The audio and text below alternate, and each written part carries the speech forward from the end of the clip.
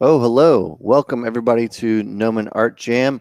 My name's Josh Herman. We're going to be doing another art jam today. Today, we have a special guest. Dave Neale is going to be joining us, concept artist from the UK.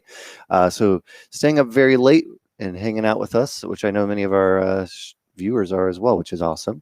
So I'm going to get Alex and Dave on the stream. Hello, Alex. How are you doing today? I'm good. Good. And Dave, hello. How are you doing, sir? Good. Very good. Very good. Awesome. Like I was just saying, we got you on the stream today, and you're going to be doing some 2D concept art today, which is different because we usually do a lot of 3D here. So I'm excited to have somebody doing just 2D, which is awesome.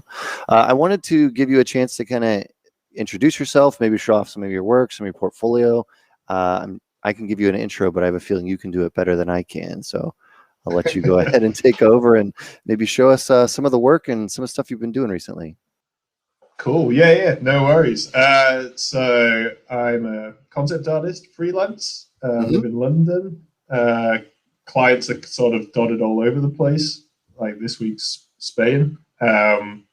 London companies I work for a fair amount, but then, as far away as Australia, and then, all over the place. Different stuff as well. So quite a lot of advertising at the moment, but also TV, animation, computer games. Like I'm working on a mobile game this week. Cool. I kind of like the switch between all the different stuff you get to do when you're freelance. Jobs are shorter generally. I've had a few. Like last year, I was on a job for pretty much the full year, but I quite like that. Usually, it's like little 2-3 week stints, and then you have to jump on the new thing. So that whole starting projects and never finishing them is usually a problem because you start them and then they're finished. So right, I dig that. Do you have a favorite? You said like games, illustration, client, like ads and stuff like that. Do you have a favorite one to work in, or does it kind of range? Definitely not. It is way more about the actual brief. So I could care less whether it's games, animation, little children's book, whatever. If the brief's cool, if the style's cool, because that's the other thing. Like I tend to jump around in style a bit, like all the way through to photoreal, like matte painting stuff. I've been doing a little bit, and then like crazy stylized in the other direction. For me, it's more if the brief's cool. Like what I remember, like maybe last year or the year before, as I was working on some just energy advert campaign. It's going to be like a little Instagram, just like, I think it was for Halloween. I was drawing energy meters, like smart meters. I turned them into, I've probably got them on my Instagram somewhere, but I turned them into these little monstery characters. Yeah, a ton of little monsters and creatures and things as I was checking out your work and as you're scrolling through right now. Yeah, I don't think it's on here actually, but it was a super fun little job. Like, sounds stupid, but was actually like real fun to work on. Like, super nice clients who were just open to anything. So it's sort of just a good example of doesn't really matter what it is. If the style's cool and the subject's cool, then I'm all about it. Yeah. Like this is sort of the kind of thing I do for fun. That's awesome. With monsters. This was from the tutorial that we did recently, which I'm sure we'll get into a little bit later. But like this was sort of this year for Inktober. I didn't want to do traditional just because it takes me so long to draw and redraw, and like I'm a bit of a perfectionist, so it was a bit quicker for me to do digital Inktober this year, which sort of freed me up a little bit. But like this one's traditional. Like occasionally do some traditional sketching. How much of your work is traditionally? So like in art school, were you like traditional and then switched over to digital, or? Yeah, so I did like illustration at university, and the course there. That's where I learned Photoshop at university. But I remember our first Photoshop lesson was the tutor brought us in the crappy little computer room where there was one Wacom. Yeah. Sat down at the computer, opened up a how to Photoshop book, started reading the first page, and he's like, "Oh, so press this button to make new layer." Presses it, and he's like, "Oh, look at that! We've got a new layer." So that was the one and only lesson I went to for that Photoshop course. That's and like I'm sure most of us did, just learn it myself after that, with like obviously help from the friends who knew how to use it, with the people you'd run downstairs and be like, "Why the fuck isn't this working?" It's like, dude, you just need to click off that. It's like, oh yeah. I got a job to be a Photoshop colorist in 1993, and I'd never used Photoshop before. And I just sat at the computer on my first day and just looked at the person to my right, and I was just like, I have no idea what to do. And she was just like, "This is the lasso tool. This is the gradient tool. This is the color palette." What version of Photoshop was 92? I think it was version 2 or 3. There was no layers. Yeah. Wow. Yeah. It was still the coolest thing in the world, though. Yeah. I just got really excited by like things like, the pixelate filter. The simplest things back then were like, that is the coolest thing I've ever seen. Yeah. That's awesome. The university was traditional and a little bit of digital, and then you transitioned when you graduated. Yeah, so the course was like crappy in terms of not teaching you anything. Like no life drawing. Well, maybe there was life drawing and I skipped that, so maybe that's on me. But like no perspective, no color theory, no like none of those fundamentals, no anatomy. But it was like it was sort of good and bad, because it was 3 years to just like screw around and in a like creative way, like not have any direction but try out a whole stack of different things. So like by the second year, I was like, I kind of need a job after this, so I'm gonna apply myself. So like I did bust my ass, like for a university student, especially an art university student. I was like pretty productive. But it was sort of good in a way not to have people prescribing the way of doing things. It was sort of nice to just stumble around and do it for myself. Like I definitely suffered not learning a lot of the technical stuff early on, but I also feel like it helped me develop a style, which is like, I guess, my main selling point for clients. Like I tend to get hired as a designer and to like create interesting things. And I'm not sure if someone was telling me, this is the way you do this is the way you draw a head, this is the way you do X, Y, and Z, if I'd have developed that. Or that's my rose-tinted view of it to try and justify the fact that I didn't learn all that stuff a lot earlier. Yeah, I mean, my college experience, I got more out of my friends and hanging out with them and learning from them than I did from the actual courses that I went to. But I still got something out of it. I still, have fond memories of college. For sure. Yeah, I had awesome friends there as well. So my daughter's actually in college in England right now. She's going to Falmouth studying photography. Oh, no way. Awesome.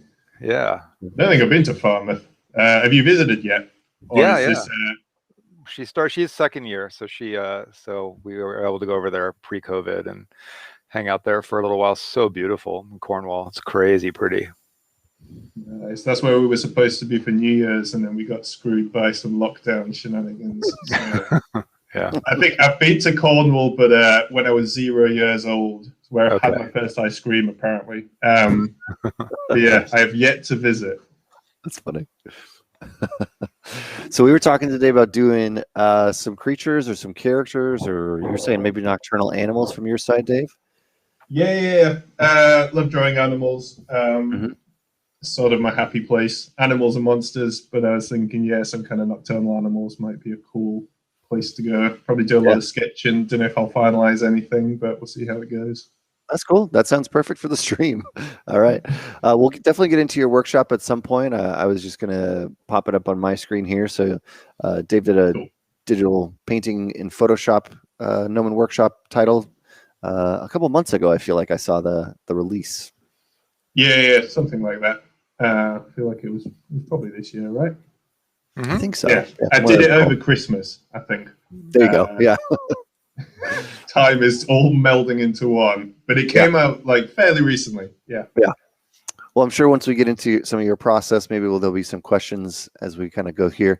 We were chatting before. I saw this actions in your, you have so many actions. I want to hear about how you use those at some point, but we'll go ahead and get jamming. I'm going to be sculpting in ZBrush today. I'm making a creature, I think, kind of following along, but in 3D. And I'm going to get my stuff set up here as well. Hello to everybody joining the chat. Looks like we've got people from a little bit of everywhere. Welcome to the stream. If you guys have any questions and just kind of housekeeping, if the sound doesn't look good, if there's issues, just let us know so we can kind of fix it. We kind of rely on y'all to make sure that everything's looking good and sounding good. Alex, what are you going to be working on today, you think? I saw you posted that new image from last week. Yeah, that was the head I sculpted on the stream. And then I think I'm going to switch which monitor I'm sharing, and I'm also going to switch which webcam I'm using. Okay. So let me just switch that over. I'll hide you real quick, and I'll bring it back on. Oh, there it was. It worked. You didn't even have to change it. Yeah. Awesome. So now let me see if my mic cable actually. I just got to switch it over to the Cintiq. So I don't know if I'm going to do 2D or ZBrush. I might maybe 2D or 3D. Doodle in Photoshop and then switch to ZBrush. Cool. Let me just get my Photoshop get all of our over. Screens over. Let's see, is that moving over? There we go. Looks like it is, yeah. Oh, I see you got it up in Photoshop. So yeah, so this is the dude I sculpted last week. Nice. And nice. Then just played with them a little bit in Maya and Redshift, and of course Embergen is now going to appear everywhere. Yeah, it's like one of your new favorite tools. It's so cool. So yeah, Dave, Embergen is this tool for doing fire and smoke. That's like this real-time simulator. It's really neat. But so yeah, so that's from last week. So I think I'll probably just maybe sculpt another head today, so I might reuse this sort of scene and shader just to do another portrait. Cool. Sounds cool. And let's see, now we got everybody up. I'm going to switch us to this view, make sure that we're placed over the right people. There we go. That should be right. Yeah, now we can all kind of see. We'll probably do this one. I've got a couple questions already. We got a question from the chat that's asking about a Gnomon class. Any CG compositing advanced courses for Nuke for creating cartoons like DreamWorks quality? Oh, that's an interesting thing with the cartoon thing, but we do have advanced courses, advanced comp courses on Nuke. Yeah, we have several. I mean, we have a series of compositing classes for After Effects and Nuke, since both of them are super useful for different things. Like I used After Effects for this just because it's so few layers and it's not moving. Mm-hmm. Although I'm starting to think I really should even composite my stills in Nuke. Really? Yeah, because it's, these are 32-bit renders from Redshift. So like this is a 3K render. It's 32-bit. It's got like 15 passes, and Photoshop just chugs in 32-bit mode. Really? And yeah, Nuke's the performance seems to be a lot better. So yeah, so I end up doing like a quick comp at 32-bit, and then I just switch over to 16-bit and finish it that way, just so the performance in Maya is faster. Makes sense. Yeah. Somebody asked how I do depth of field. It's just rendered.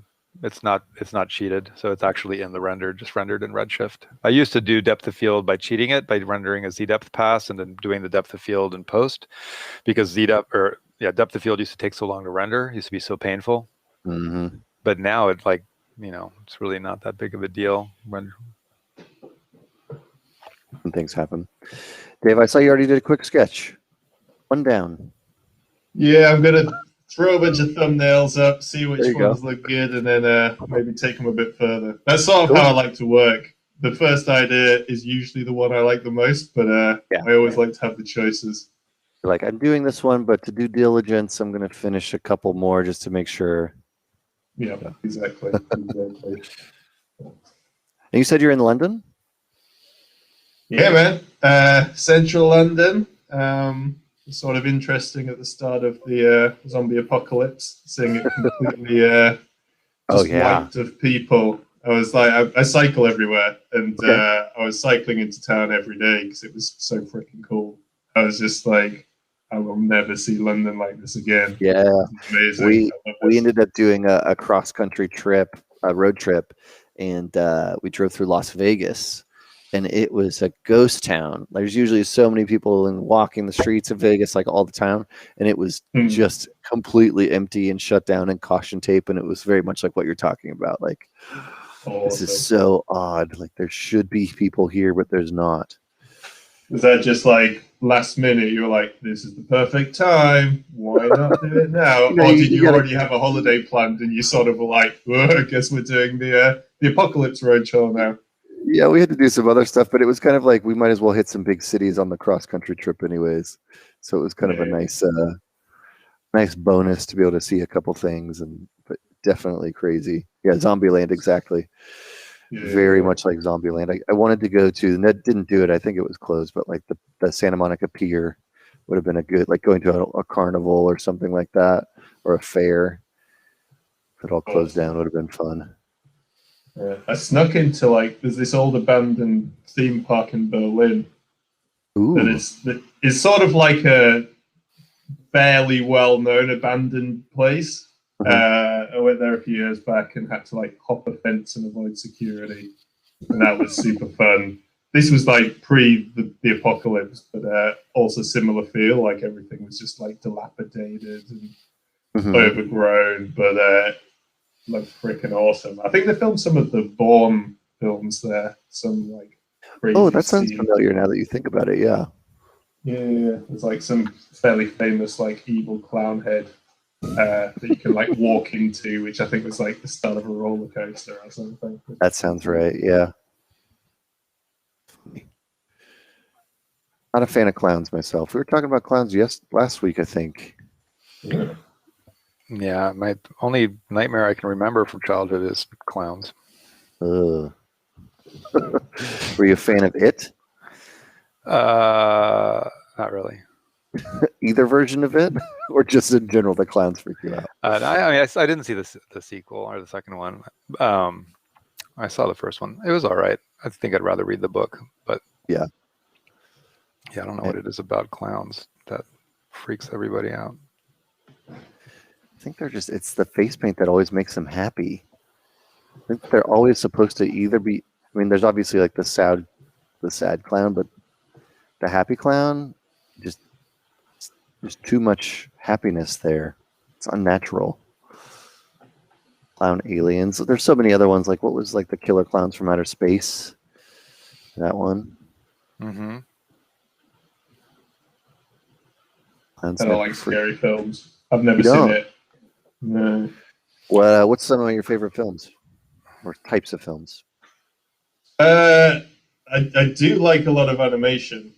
I'm sort of sick of going to the cinema because I've got this thing where when people are rustling popcorn, it bugs the hell out of me. So I tend to like watching stuff at home now. But I love kids' films purely for the visuals.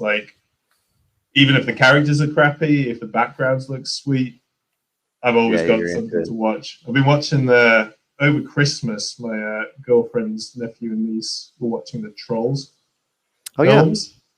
And I actually think they look pretty cool. The lighting's amazing, and a lot of the visuals are great. Design stuff in there is super cool, and it sort of wasn't a terrible story as well. It's sort of watchable. But yeah, there was a point where I'd be just on a random Saturday, be going to the cinema to watch kids' films, and this weird mid-20, early 30-year-old going to a cinema to watch kids' films on his own, sort of creepy. Weird look, so I stopped doing that. Yeah, I would say kids' films is one of my favorites, and then your favorite kid film of all time? Probably Nightmare Before Christmas. Oh yeah, that's a classic. Yeah, super such a good one. Really dug Cloudy with a Chance of Meatballs. I did too. I really liked. I'm not a crier in a film, but for some reason, Cloudy with a Chance of Meatballs, when he and his dad reconnected at the end of that movie, I was like, oh man, I'm sprouting a tea right now. This is so weird. not the movie I would have pegged myself to. But yeah, I really like that film. And I don't think it's one of my favorites, but Rango was on the other day. Rango's beautiful. Really good. Yeah. I love just like how left field they went with the characters. It's like even Cloudy with a Chance of Meatballs. It's like I've pretty much seen this style before. It's like slightly different, but it falls in that sort of Pixar influenced thing. Whereas Rango was just very completely different. Weird and nutty, and like their particle effects and all of the like environments were freaking amazing as well. Yeah, that's one that still like stands like on its own as something that still feels pretty fresh, I think. Yeah, for sure.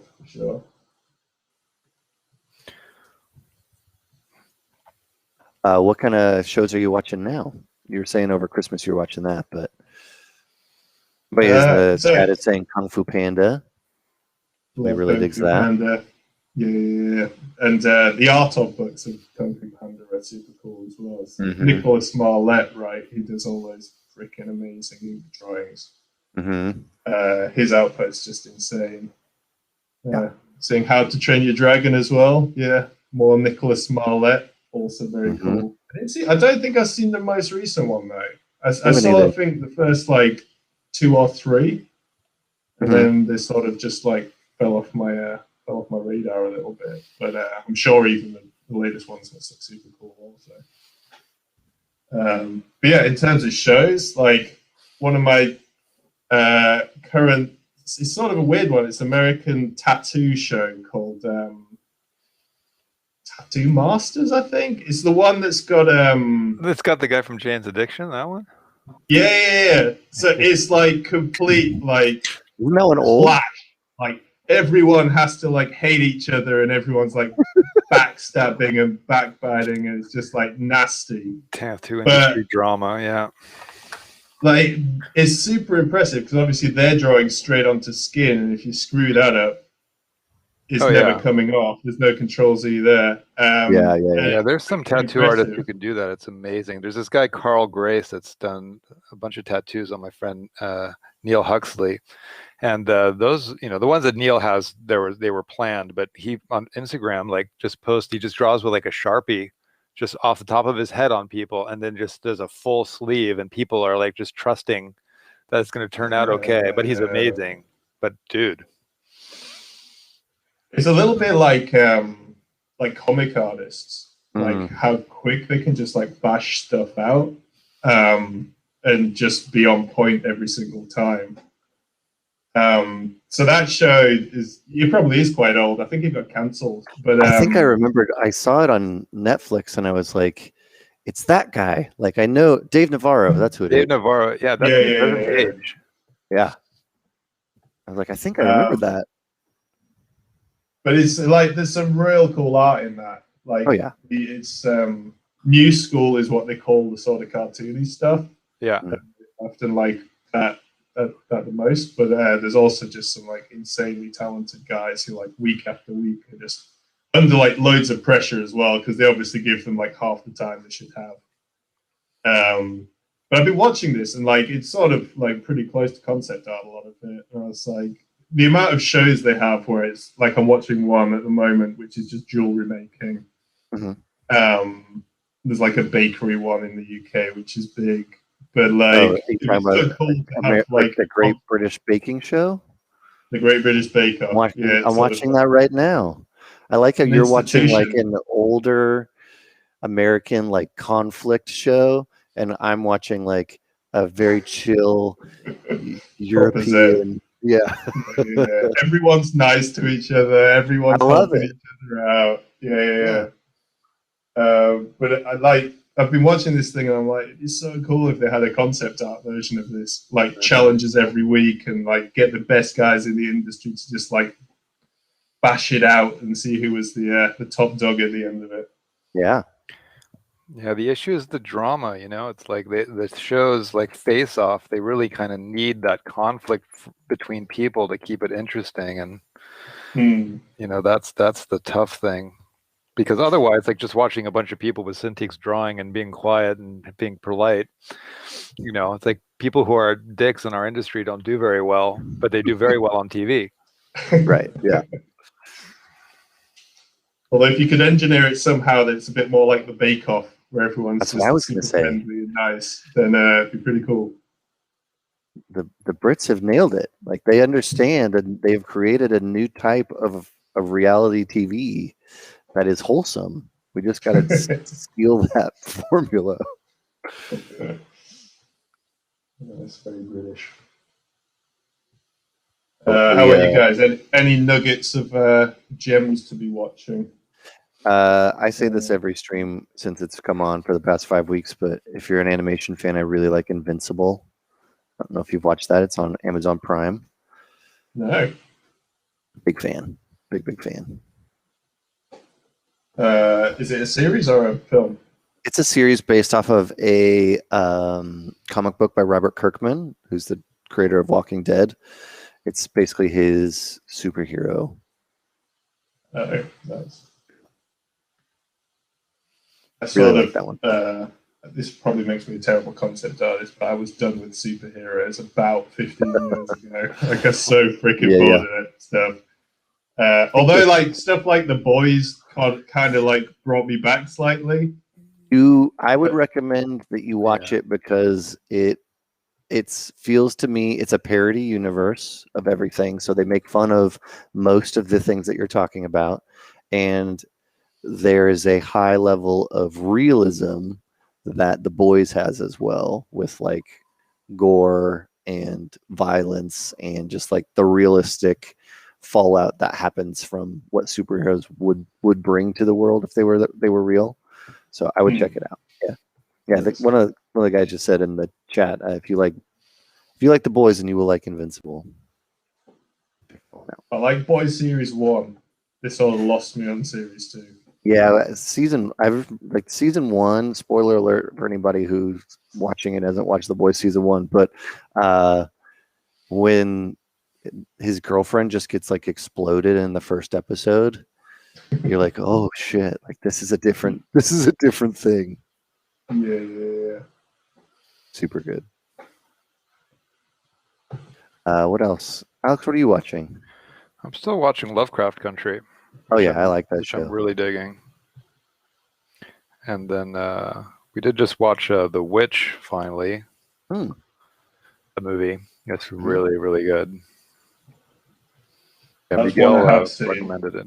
Yeah, it's as a period drama. Aside from the fact that it has to do with the witch, just the tone and the costumes, and it's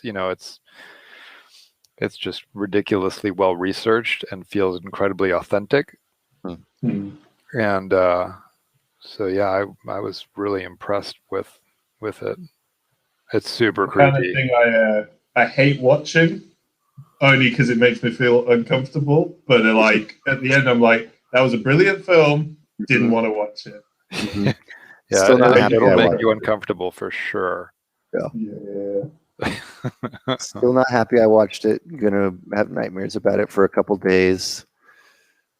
But it was beautiful. I liked this. They did great things in there.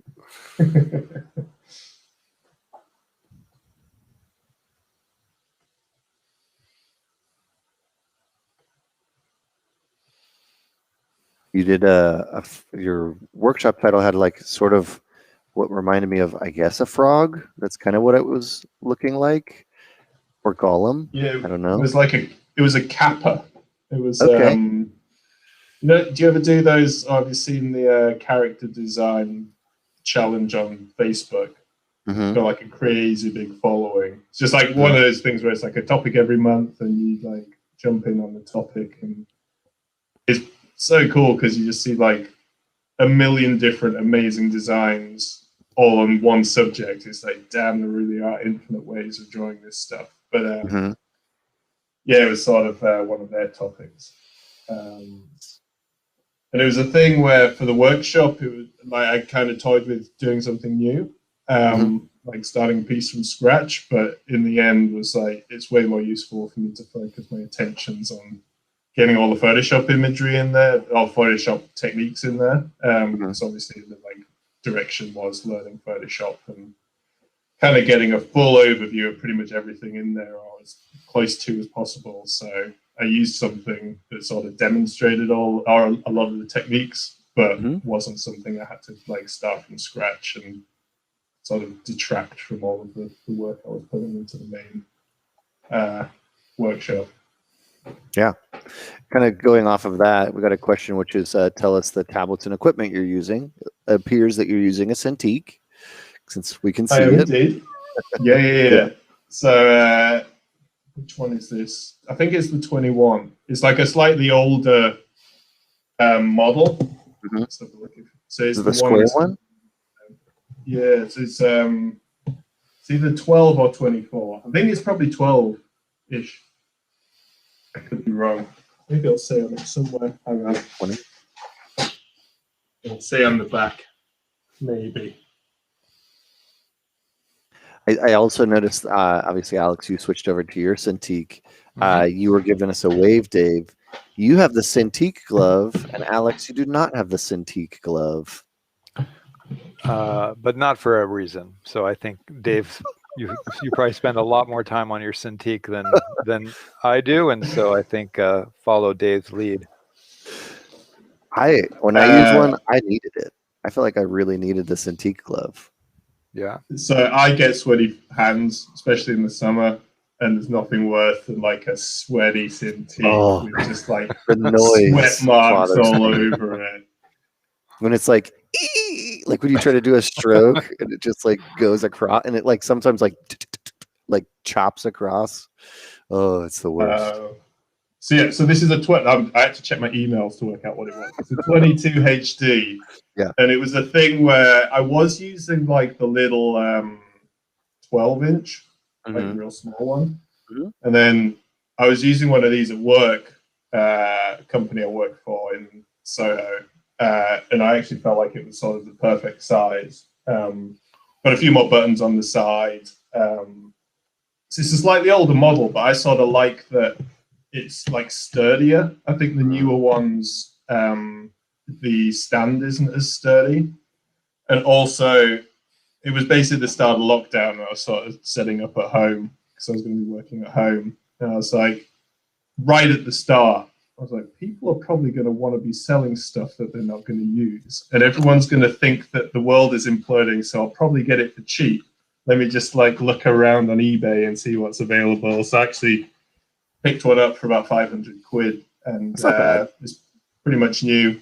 And yeah, it works great. So yeah, so I got my Cintiq, my fancy glove, which I definitely recommend. And then I got like a new Dell laptop at the start of lockdown as well, because my old MacBook was sort of crumbling and struggling with the bigger file sizes, which has been a bit of a nightmare. To be fair, the screen keeps like randomly shutting off. So screw you, Dell. You suck. But it does work. It's just like I have to turn it off and then on again to get it to work. It's like just the screen turns off and just the laptop screen. So my main other big monitor and my Cintiq stay on. That's really annoying. So yeah, technology. But yeah. Do you do most of your work from a laptop? Yeah, so I used to always be desktop, and then just because of like working in companies every now and again, and like having to, I was using my MacBook to do that. But then when I was getting a new laptop or a new setup, I was like, it probably makes sense to get a good laptop. So if I need to, I can work from somewhere else. And especially with the smaller Cintiq, that actually fits in a laptop bag pretty good. And it's like, I think it's the same resolution as the 22 HD. It's just like more condensed pixels. Right. So I don't think it's that much different from working on the big guy, other than I think there's maybe a few less shortcut buttons, and I do use all the shortcut buttons. Yeah, I think laptop just for needing to go to clients is sort of a clever play. Yeah, it's more. I probably more have mobile. both, but it's sort of like $2,000 outlay on a laptop. I don't want to spend another $2,000 or $3,000 on top as well. And then somebody else was asking, I don't know a model you're working on, Alex, but Alex is a Cintiq, and then I'm using a Wacom this size. I think it's a large. Yeah, mine is a 24 or 27. 27. Mm-hmm. The Cintiq Pro, which is fairly new. I got it like last year. Do you have one of those fancy arm things that you can pull it around on? Yeah, I just have the regular desk mount. I don't have the floaty arm. So mine's just, yeah. Somebody's saying where did you get your GPUs? Because obviously all the GPUs are snatched up right now. They're hard to find. Somebody has a question about how you have your keyboard set up, Alex. It's a company that makes this little mount that just attaches to the top of a Cintiq. And so if you just Google like Cintiq keyboard mount, but it's called, the name of the company is Cintweak. All right. But yeah, I found it's the angle I like the Cintiq to be, like having the keyboard underneath it was just really awkward for my hand. And so so having the Cintiq up here just felt kind of comfortable. So it was cool to find a company that made it. So yeah, Cintweak. Cintweak. Yeah, they're like in Covina. They're in LA somewhere. Okay, that's cool.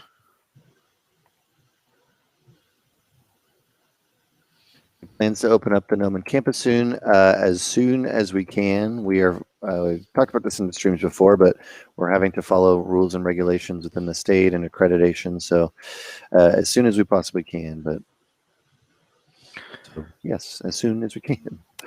Yes, lots of universities are starting to talk about it, and so I think that what we're seeing is a lot of big universities are talking about fall reopens. Mm-hmm. And so, we have to sort of follow the lead that's set by the state of California and all of the accrediting agencies and sort of follow their guidance. So while we obviously want to open as soon as we can, we have to do it when it's cool and safe and all of that stuff. So our hope is that we'll be able to get some people on campus this summer. Mm-hmm. But we'll be posting updates, as it's definitely like a very fluid situation right now.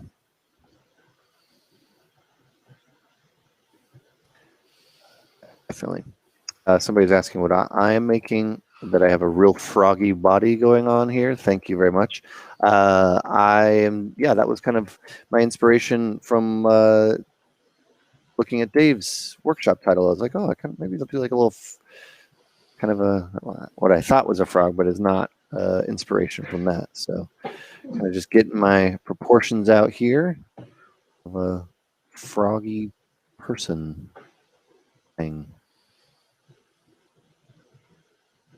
Let's see what kind of questions we got. Best quickie tips for a novice 3D modeler wanting to work on props/environments for games. You use Substance Painter, Maya, and ZBrush. Applying for a school this or next year. I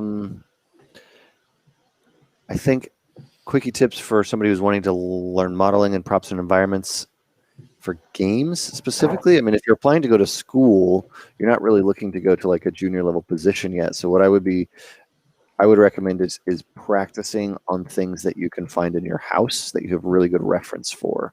So, if you're making something up from your brain or, whatever, just out of nowhere, you're going to have a lot of areas where you can kind of like make mistakes, but make up for it just by saying, oh, that's what I wanted it to be.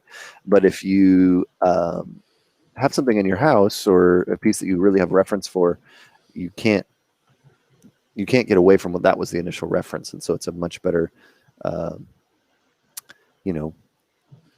exercise is the word I'm looking for to get better in that area. So we do that with a lot of our classes here at Gnomon as well, where, making something from concept art or making something from a photo. It's a really just great exercise to practice all that stuff.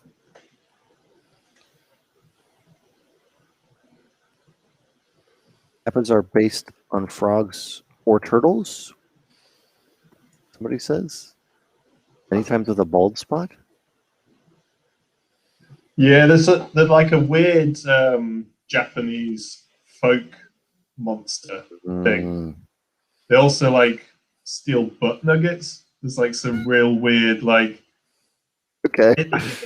I sort of struggle to remember, but it's something to do with like picking someone's soul out of their ass. It's like a really weird, like very Japanese thing. Cool. So yeah, they've got this like weird ball spot that's got water in it on top, and like this weird monk hairdo and turtle shell. They're freaking weird animals. Yeah, it sounds like it. That's all I can say. They sound very interesting. I like the face on that little creature you got right there, though.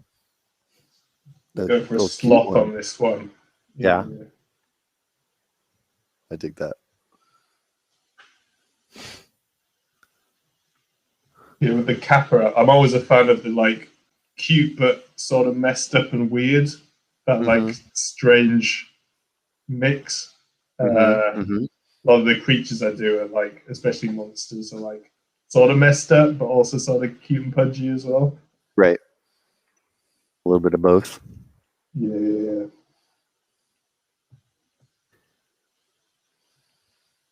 Let's see. Pedrog, yeah, that's a good piece of advice. Learn how environment and like how modular kits work is a good thing if you want to get into games, especially environment work. DTAC from YouTube is saying, is it worth it to wait till it's open to apply? Our application process is very different than the standard application process. So I would recommend you start that application process now so you can speak to our admissions team and go through all that, because they'll coach you through your portfolio to make sure that it's all good before applying. So if you haven't already gotten in contact with them, I would do that now. And then, if you want to wait till it's open to start, make that choice once you're officially accepted. Yeah, I mean, we're on rolling admissions, so we have people that, are applying for summer, people that are applying for fall, people that are talking to admissions about 2022. Yeah. So I think that, if you're curious about the, Gnomon and your portfolio, and if you'd be able to get in, and advice on your portfolio, and, questions about when we're going to reopen or what it's like right now with COVID, just talk to admissions. They'll answer all of your questions. It's a service that admissions offers. It's like, they'll spend a lot of time talking to you. It's our admissions department is unlike most other schools in that they kind of act as counselors. So I think that if you are curious, I would just reach out and, schedule a call or a Zoom call. But, obviously we have lots of students that are studying right now and have for the last year since we closed. All of our classes are running. They're all live. We don't do pre-recorded classes, regardless of what the subject matter is. All of our instructors have been awesome about transitioning to online. We've been doing online classes for 15 years. So, Gnomon has a long history of being in the online space. So, fortunately for us, COVID was something that we were able to adapt to very, very quickly as far as moving to everything being online. So granted, we can't wait to be back on campus, but I would say that you really need to think about, when is it that you're ready to go to college? When is it that you're ready to study and get your career moving? And so that's where I think a lot of people have decided, at first, maybe I'm going to delay, but now, you don't want to delay too long. My daughter's in college right now, as I said earlier. And even though it's, not ideal, I still, she felt and we felt that it was better for her to continue her studies and move forward on her pursuit to become a photographer than to just sit at home. Because like what was the alternate for her? Yeah. It's not like she could, come back to LA and just like get a job, because most of the jobs she'd be able to get weren't available, because of COVID. So I think ultimately that's how we made that decision. And fortunately, production has picked back up. So we found that our 2020 placement stats were super, super strong. I think that last spring things definitely slowed down a lot in production, but things have started to pick up. So I believe our DP placement for last year, wasn't it 100%? I believe so. Yeah. So that's during COVID, yeah, which is crazy. Yeah, check out the admissions team. They're awesome, and they'll be able to help you if you got any questions about that stuff. Let's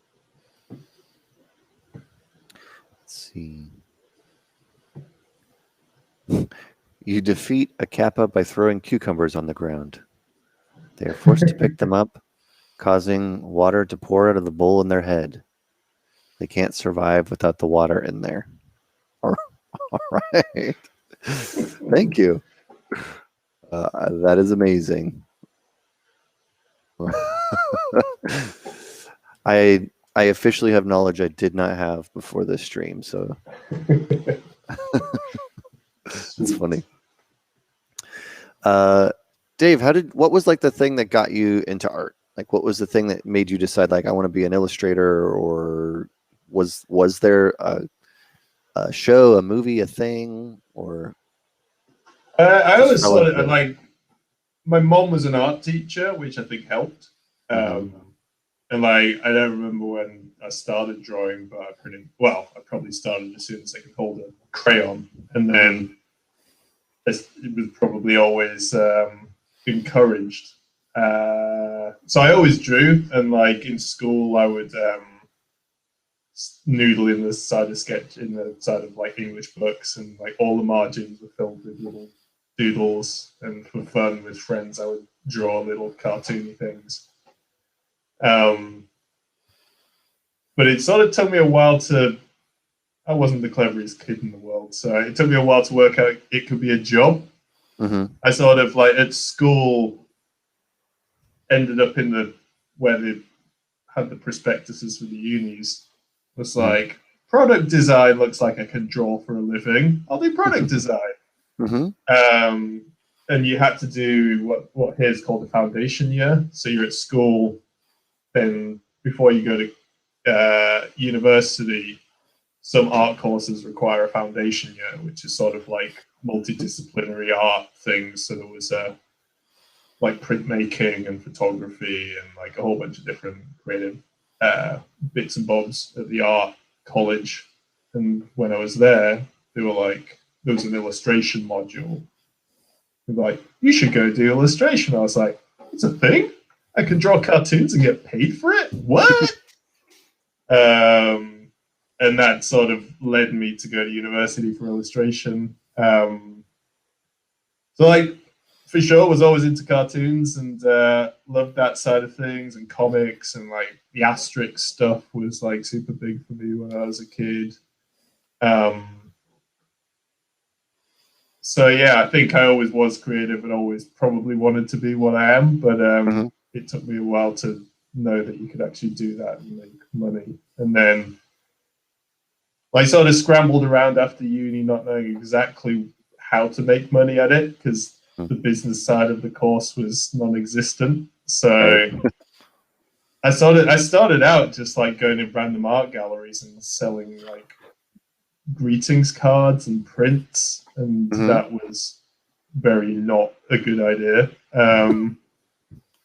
And then just stumbled on like a design studio one day that had illustration in the window. And I was like, oh, that's what I want to do. And sort of worked out I could do illustration for design companies. For like back then, it was for one of the first things I did was like the Scottish national heritage. So sort of like a body that takes care of the wildlife up in Scotland. And I was drawing like little animals that went on one of the brochures. And eventually found like work on the internet mainly. So applying for jobs that had like 300 people applying for the same like crappy paid thing, and slugging it out and doing like nasty art tests and doing all the horrible things that I guess a lot of people have to do when they're starting out.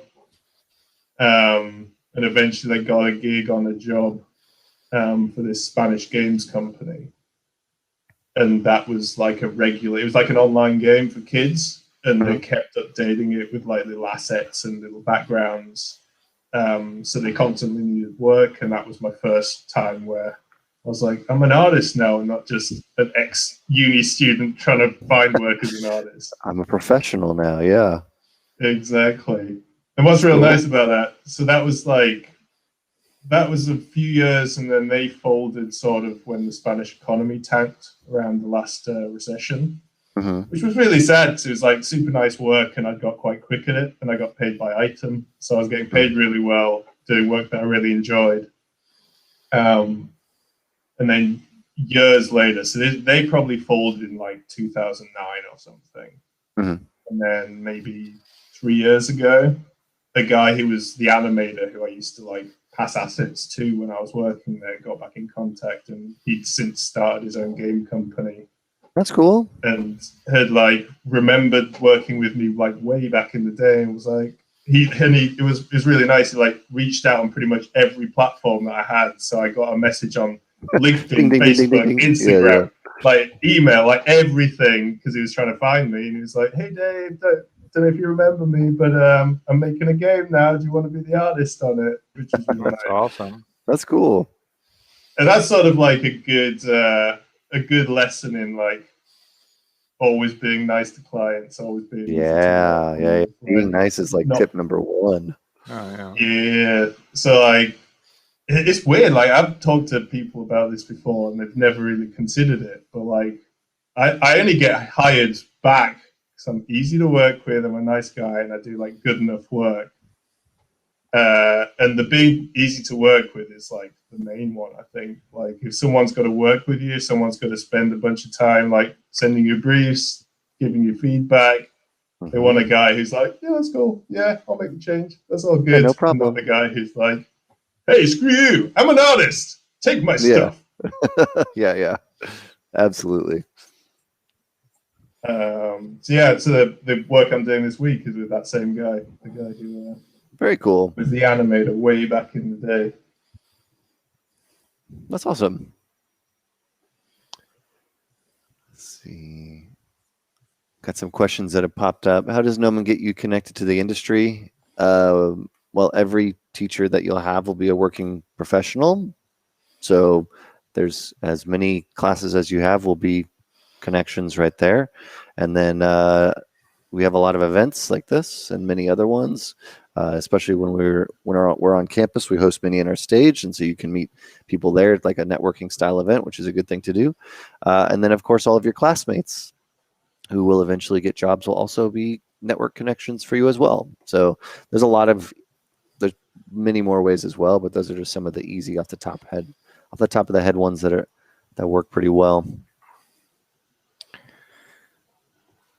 Yeah, I mean, there's if you go through, let's say the degree where you're there for 12 terms and 5 classes a term, 5 times 12, 60. So you're talking about 60 teachers. Let's say it's you might have the same teacher for a couple classes. So let's say it's 50. That's 50 professionals that you will have a relationship with when you graduate. And then by the time you graduate, you've become friends with scores of classmates. And so that could be another 50. And so by the time you graduate, that's 100 people that you know in the industry. And these are personal relationships, because hanging out with people in person is especially your classmates where you're hanging out. And obviously once campuses reopen, a lot of students are roommates with each other. They, whether it's going out to lunch or going out to dinner or hanging out, it's those kind of relationships are very important. They're incredibly important. And so I think that it's all connected. And then industry events we do every month, in the sound stage, and like we're doing now mostly online. So it's a community, and that's the big thing that we try and do is see Gnomon as a community hub in Hollywood. Mm-hmm.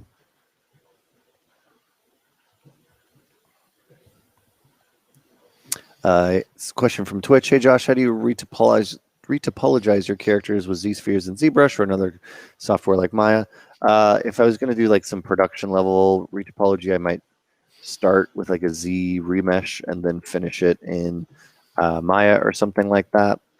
but for this type of work, probably just going to do ZRemesh. I got a question for you, Dave. Somebody says your characters have such strong shape language. Do you start with a shape and fit a character into it, or do you have a character idea first and then find a shape for them? I would say probably more the shape first. I mean, it usually helps if you've got a brief, obviously. Although here I'm sort of freestyling a little bit, and there's definitely more shapes. But yeah, I think I've done it I've done it every single which way, and still do. So I'll sort of switch it up just to keep either things interesting for me or just to see what comes out of it. But I think the most consistent way I've found is definitely having that like solid base. And I think as soon as I start laying shapes down, I start then visualizing into it. Like even just a triangle at that point, then I'm starting to think, okay, that feels like a fully 3D form. Oh, that's how I have to picture it to then work into it and make sure everything's sort of working well. And I think it's just easier to control, like big shape and then like slowly breaking it down. And it's always like a relationship thing, which you don't always get right, obviously. But for example, with this guy, like I can see like I might have made the legs a little bit too short, so I'm gonna have to like either keep an eye on the size of the body or maybe lengthen them up a little bit. But it's definitely a thing where I'll need to relate all the shapes and be like just top balance with the bottom, just like head balance with the I don't know the arms, and like once you've done one bit, everything else is interconnected. You can't sort of tear them apart. It's like everything basically has to work together, and you can obviously like play with it massively, and it's sometimes to do with the aesthetic of it. But yeah, once the like solid first shape's down, I feel like then I can start visualizing. And I definitely think shapes is the most important thing for me, and balance. And, yeah, I always have that in the back of my head when I'm designing. It's always like, how does all of this like juggle and work well together? Totally. And I'll constantly reassess as well. It's like, that's the great thing about Photoshop. You can just like pull things apart, like make them bigger, make them smaller, test it out. Break it. Yeah, don't be afraid to break something. Yeah, for sure.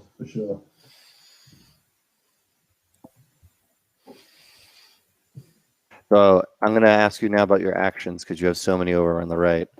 And I'm curious about what they do. There's so many, they're color coded. I just find it really interesting. Yeah. So we go into this a lot in the workshop I did, but so I told you the story before we came online, but years ago I used to, with a bunch of friends, do a thing called industry workshops. There's a guy there called John McCoy, who some of you might know, like awesome artist, works for ILM and worked on a whole bunch of the big Hollywood films you would recognize. Real great designer, super nice guy. But he had, like, I knew about actions and I would use them, and I had the shortcut that would play whatever the current action that I'd selected was. So I'd set up actions for various different things. So I'm pretty like just super anal about how I work. So up here in the layers panel, I hate having like a left here, the thing that says layer 3. So like a real simple action is just a thing that names a layer 1. Or nice. Just renamed it to 1. Yeah, 1. So I've got 1 to 5 because usually when I'm sketching, I'm doing it real quick. So I'll do a quick sketch, click the 1 button, quick sketch, click the 2 button, quick sketch, do the 3 button. And it sounds like sort of ridiculous because it's like, why don't you just press the number 3? But I'd have to like double click on the layer, find it on my keyboard, which is sort of hidden down below the desk, then press the number, then press enter. Whereas if we can just press 1, or I've got one that renames it line. And I'll sort of change this on like different projects. So if I know I'm going to have a bunch of different layers that are consistently going to be called something, I'll rechange the actions to make sure I can do that. And there's also a thing where it's in button mode. If it's not in button mode, you have to select it and play it. But if you turn on button mode, you can just click the action once. So I've got one for save. And again, you could just click Control S, but I like the sort of slight quickness for just pressing save. But then I've got, let me just quickly, and then I've got some more complicated ones, which is stuff like,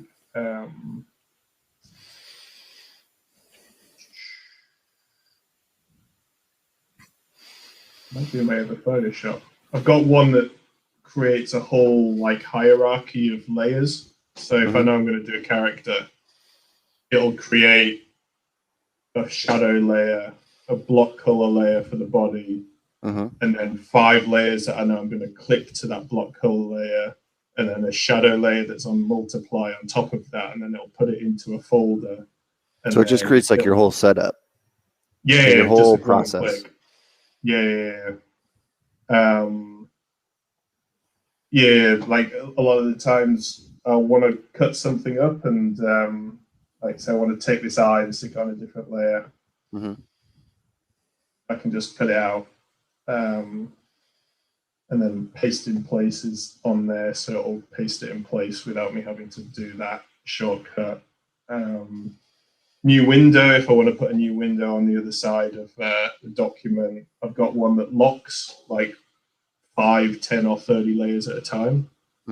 Just because often if I've blocked in a whole bunch of characters, and I've got like a lot of my files are hundreds of layers, so I've got one that locks 120 layers all at once, and it'll just go through the whole document and like lock them all, rather than me having to click on lock every single time.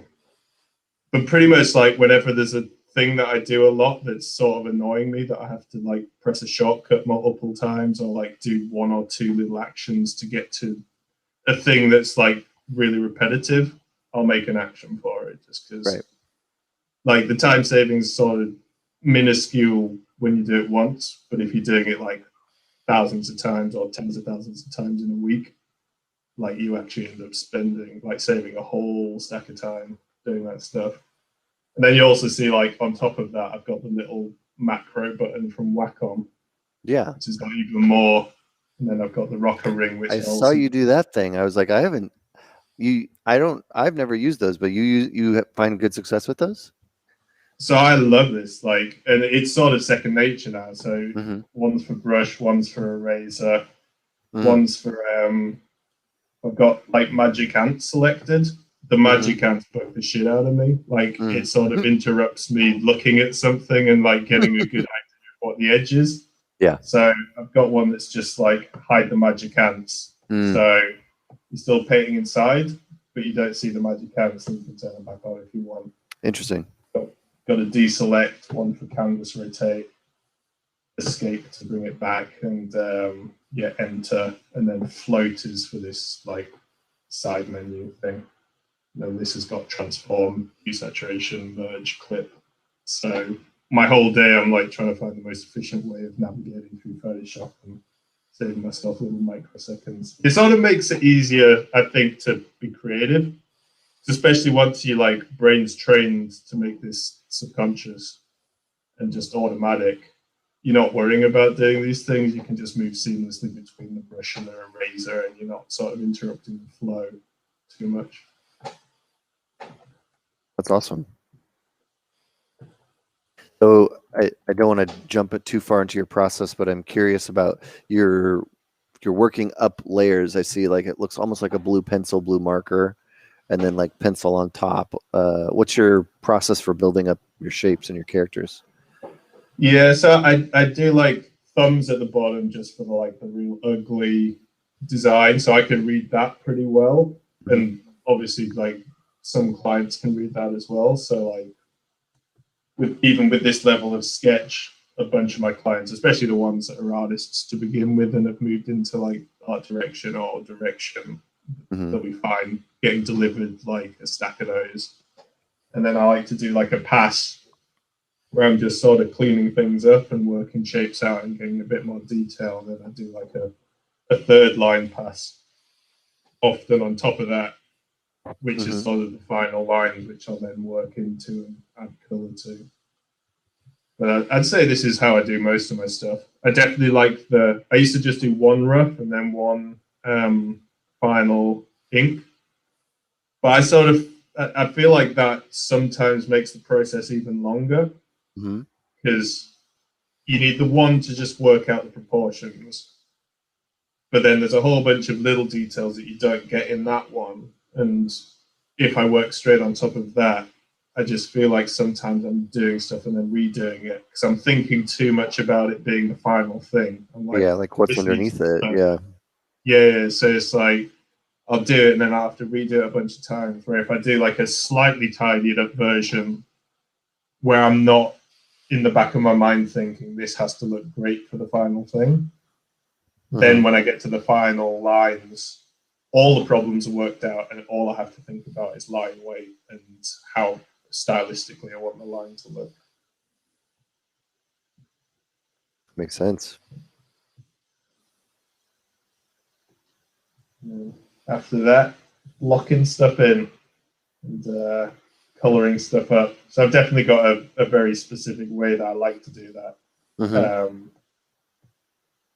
I used to think I wanted to be able to do everything. So I'd like practice being more painterly, then I'd practice being more kind of precise. It's just too much for that stuff to learn. You can't learn all of it. So I feel like it's best to just get good at one way that you know is efficient and you know is quick. I started to see when I looked at artists that I really liked, the process was always the same. They always used the same like blocking in and layering up and coloring process. Or do you know a guy called Raul Moreno, comic book artist? He did the Masters of Anatomy series that came out.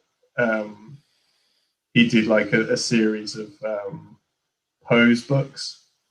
His comics, like Spanish guy, freaking amazing. Like I've got one of his originals on my wall.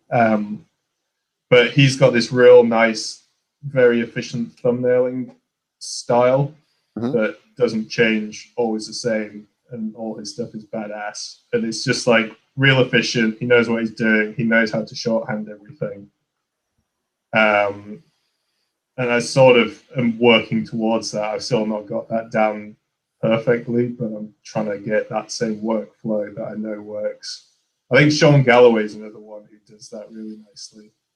Like his stuff is like so solid when he's thumbing it, and he just knows what he needs to do to get to the final thing that he's working on. He's not like playing around with different ways of doing things, which is obviously like one way that you could do it and to keep yourself interested. But I think for me, for client work, having that efficient, robust, and like the same process every time sort of knocks out some of the uncertainty. Got another Raul Moreno fan in the house. I saw that. Somebody was asking if we do commissions. I do not do commissions. Dave, do you do commissions? I do pretty much anything if the price is right. So maybe, I guess, is the question. Yeah. The answer. I think the thing, like, so I work on a day rate, and usually when I tell people who want commissions, my day rate, they're like, no. And that just comes from working in advertising and being paid reasonably well. So I love doing different types of work, but work always feels like work. You're always got something in, need to deliver something in a certain amount of time. And usually when I've got free time outside of work, I prefer to work on my own stuff. So if I'm not getting paid at least as much as I would for client work, it ain't happening. Makes sense. Back to here. Alex, are you sketching for another bust, or are you just kind of sketching shapes? Just sketching shapes to see if I arrive at, one that I like enough to maybe go into ZBrush with, but I may end up just going to ZBrush and just doodling there as well. Yeah. I just don't sketch as much as I wish I did, so it's kind of fun to have a opportunity to try to remember how to draw. Nice.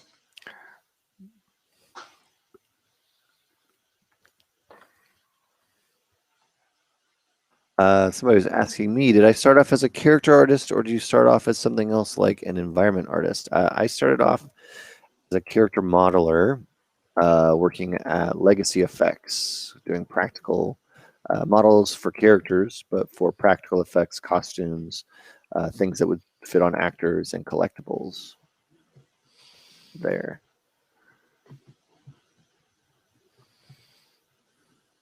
You got a whole page of thumbs, Alex. I didn't even see all those. Yeah, I've just been doing one, and then once I'm like, it's fun though. Yeah, I was going to ask, like, both of you, doing thumbs and exploring ideas. Do you go through the whole? I mean, I'm kind of answering my own question as I'm watching, but like, when you do a thumbnail, how far are you taking it? Sometimes you take it all the way. Sometimes you just get just the base, or what's your process with doing thumbs? Alex, we'll start there. I mean, if I'm going to go into 3D, then I know I don't have to really take it very far. So usually a thumb would be based on composition. That would be the main thing, which is not really what I'm doing now because I'm just doodling these characters. But if I really wanted to do like a 3D illustration, I'd focus on like a thumb that's like the whole scene, because it just makes the 3D part go super fast. Like if I have a thumbnail to follow. But so I haven't ever really rendered anything in 2D because I got into 3D. I started art school to study illustration, so the first year was traditional media, and then I discovered 3D because like Myst came out and Jurassic Park came out, and I just got obsessed. And so while all of my friends were learning how to paint, I was like sitting in the labs learning 3D software. So I never really got good at rendering in 2D. Like I can't do it. So I can doodle, but I need 3D to finish. Like I don't know how to render in 2D really, and I still struggle with things like perspective and shading and all that stuff because I've done 3D for so long. So like I can just do a sketch and block something out and know that I can finish it in 3D to make an illustration. So so I think that's where like this one, like I could never paint something like that, but I know people who can, which is amazing to me. But yeah, 3D is ultimately what's become my thing for illustration. Makes sense. But I still need to block out things like a thumbnail and composition, because without that, I'll just wander down roads that lead nowhere in 3D. That's the challenge I find with 3D as well, is you kind of sometimes you just noodle on something. You're like, I don't know if this is going to go anywhere, but I'm making a shape for now and see if it does something. Dave, when you're doing your sketches like that, like how far do you normally take them? Are you at the point where you can just do like a couple lines and you're like, I know where this is going, I don't need to finish this, or do you spend a little more time? Yeah, I think it sort of depends if it's for clients or if it's for myself. I think for clients, it's usually like, what do I think they can read that's going to make sense to them? So quite specific. But also sometimes it's whenever I'm finished being interested in it. If I feel like there's stuff that sort of needs working out a little bit better, or I feel like there's stuff I don't understand, I'll keep working on it a bit. If I know for sure in my head, I know exactly where that would go, usually that's the point where I'm like, I don't need any more information, especially if it's for myself. It's like, as soon as it's clear or clear enough, then it's like, I don't need to follow this through anymore. Because like usually when I'm thumbnailing, I'm trying to work out what the best idea is. I'm not trying to make a bunch of nice thumbnails. I'm just trying to find the one idea out of the 20 thumbnails that I'm going to take somewhere. So it's sort of a little bit of a waste of time to take it too far. But like sometimes I'll do the same thumbnail like 30, 40, 50, 60 times if it's like bugging me. And like it's not working, it's like scrap it next, scrap it, try again, scrap it, try again. Start over. Redraw that leg, redraw that arm, redraw that, whatever it is. So it can be super frustrating. And sometimes it's that thing where you like learn where to just kill it. Delete that layer, which needs to happen. Start over. Yeah. Start from scratch sometimes. For sure.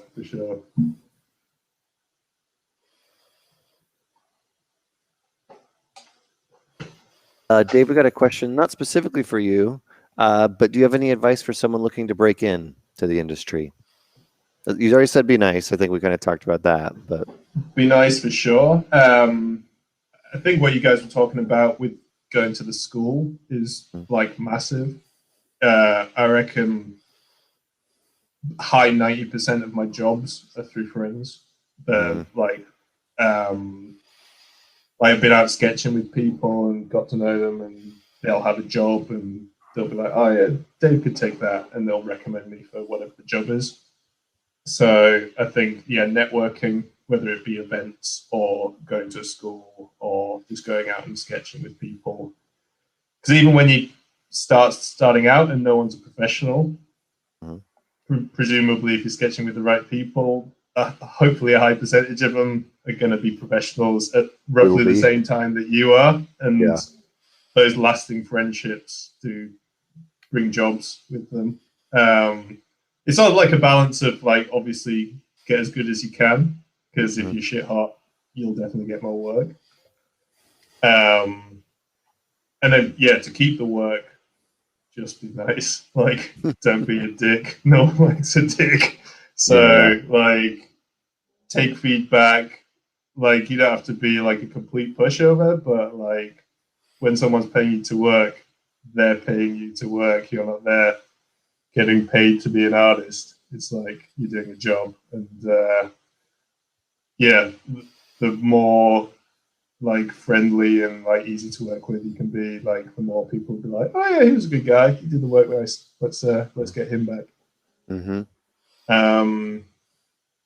I guess like this, I'm freaking terrible at social media. I don't like it. I hate doing it. I'll sort of do it occasionally because I feel like I have to, and then I'll go for months not doing it because I just really can't be bothered. But I guess that is one of those things that is sort of important for a certain type of artist, or like a lot of artists. I definitely feel like if I was better at that, I could probably be picking up a bit more work and having a name. Like, I remember CG Hub back in the day. Oh, yeah. Yeah, like I loved CG Hub, and I was sort of there for a while and managed to pick up like a decent amount of a following, and would be on the front page of a reasonable amount. So even if clients who I'd not worked with hadn't necessarily like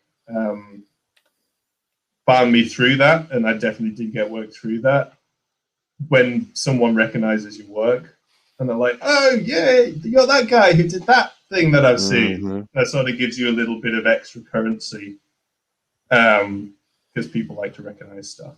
So, like, if you can do the social media thing, like, I guess that's probably a good thing to be doing. But it's not something that I've done huge amounts, especially recently. So I can't speak fully to that.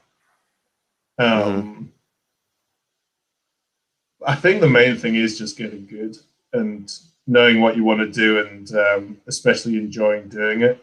Right. Like, not aiming for something you think is going to be profitable. Like, don't aim to be like a character modeler because you've been told that character modeling is the thing that people need, because you'll get sick of it like real quick. Whereas if you've got a passion and it's something that you love, that everyone's like, I'm not sure you're going to get that much work doing that thing. If you're good enough, you'll definitely get work doing that thing. But the more niche it is, obviously, the better you'll have to be at it. But at least if you enjoy it, you'll be willing to put in the time to get really good at it. Whereas aiming for something that you just don't enjoy doing, you'll burn out real quick, and you'll be shit because of the other people who love doing it and get really good at it. make sure you like it. Yeah, for sure. I think my ZBrush is freaking out on me, so I'm gonna have to reboot it. But that's a good reminder to save in case you haven't been saving. I'm gonna hide my camera for a sec.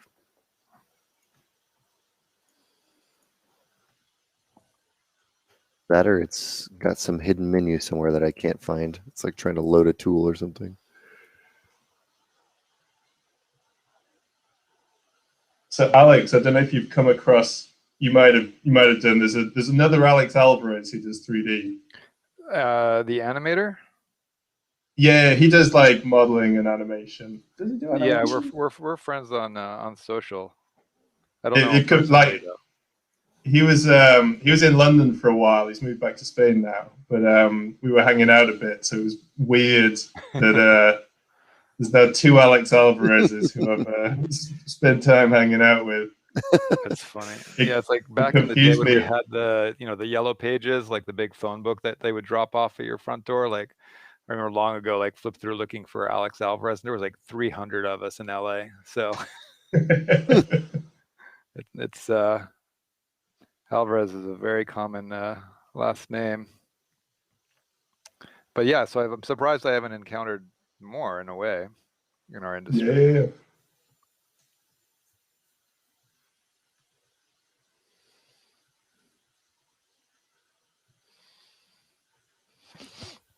Yeah, that's why my Instagram is like Alvarez with 8 underscores, because it's like 1 was taken, 2 was taken, 3, 4, 5. Finally, I got to 8 underscores. I'm like, all right, Jesus. There you go, like that. That's how many I needed. Needed that many. That many. Like you at least pick up your internet. Like, did you get your domain name before that became a thing? My website, I ended up, somebody else had alexalvarez.com. This is forever ago, and I was able to buy it from them for like a couple $100. Nice. Not that much, because I wasn't using it. So I got lucky that way. And in certain sites, like if a new thing pops up, then maybe like ArtStation popped up and like immediately went there to make an account so I could get my name, because I knew if I waited. Yeah, there's a new platform. Have you heard of Artfall? I don't know if that's something that I got on it a couple days ago last week, but it was a little slow. But I got on just to reserve my name. Yeah, I need to. Because that just popped up and that crossed my mind immediately yesterday. I'm like, don't know if it's going to be big, but reserve your space.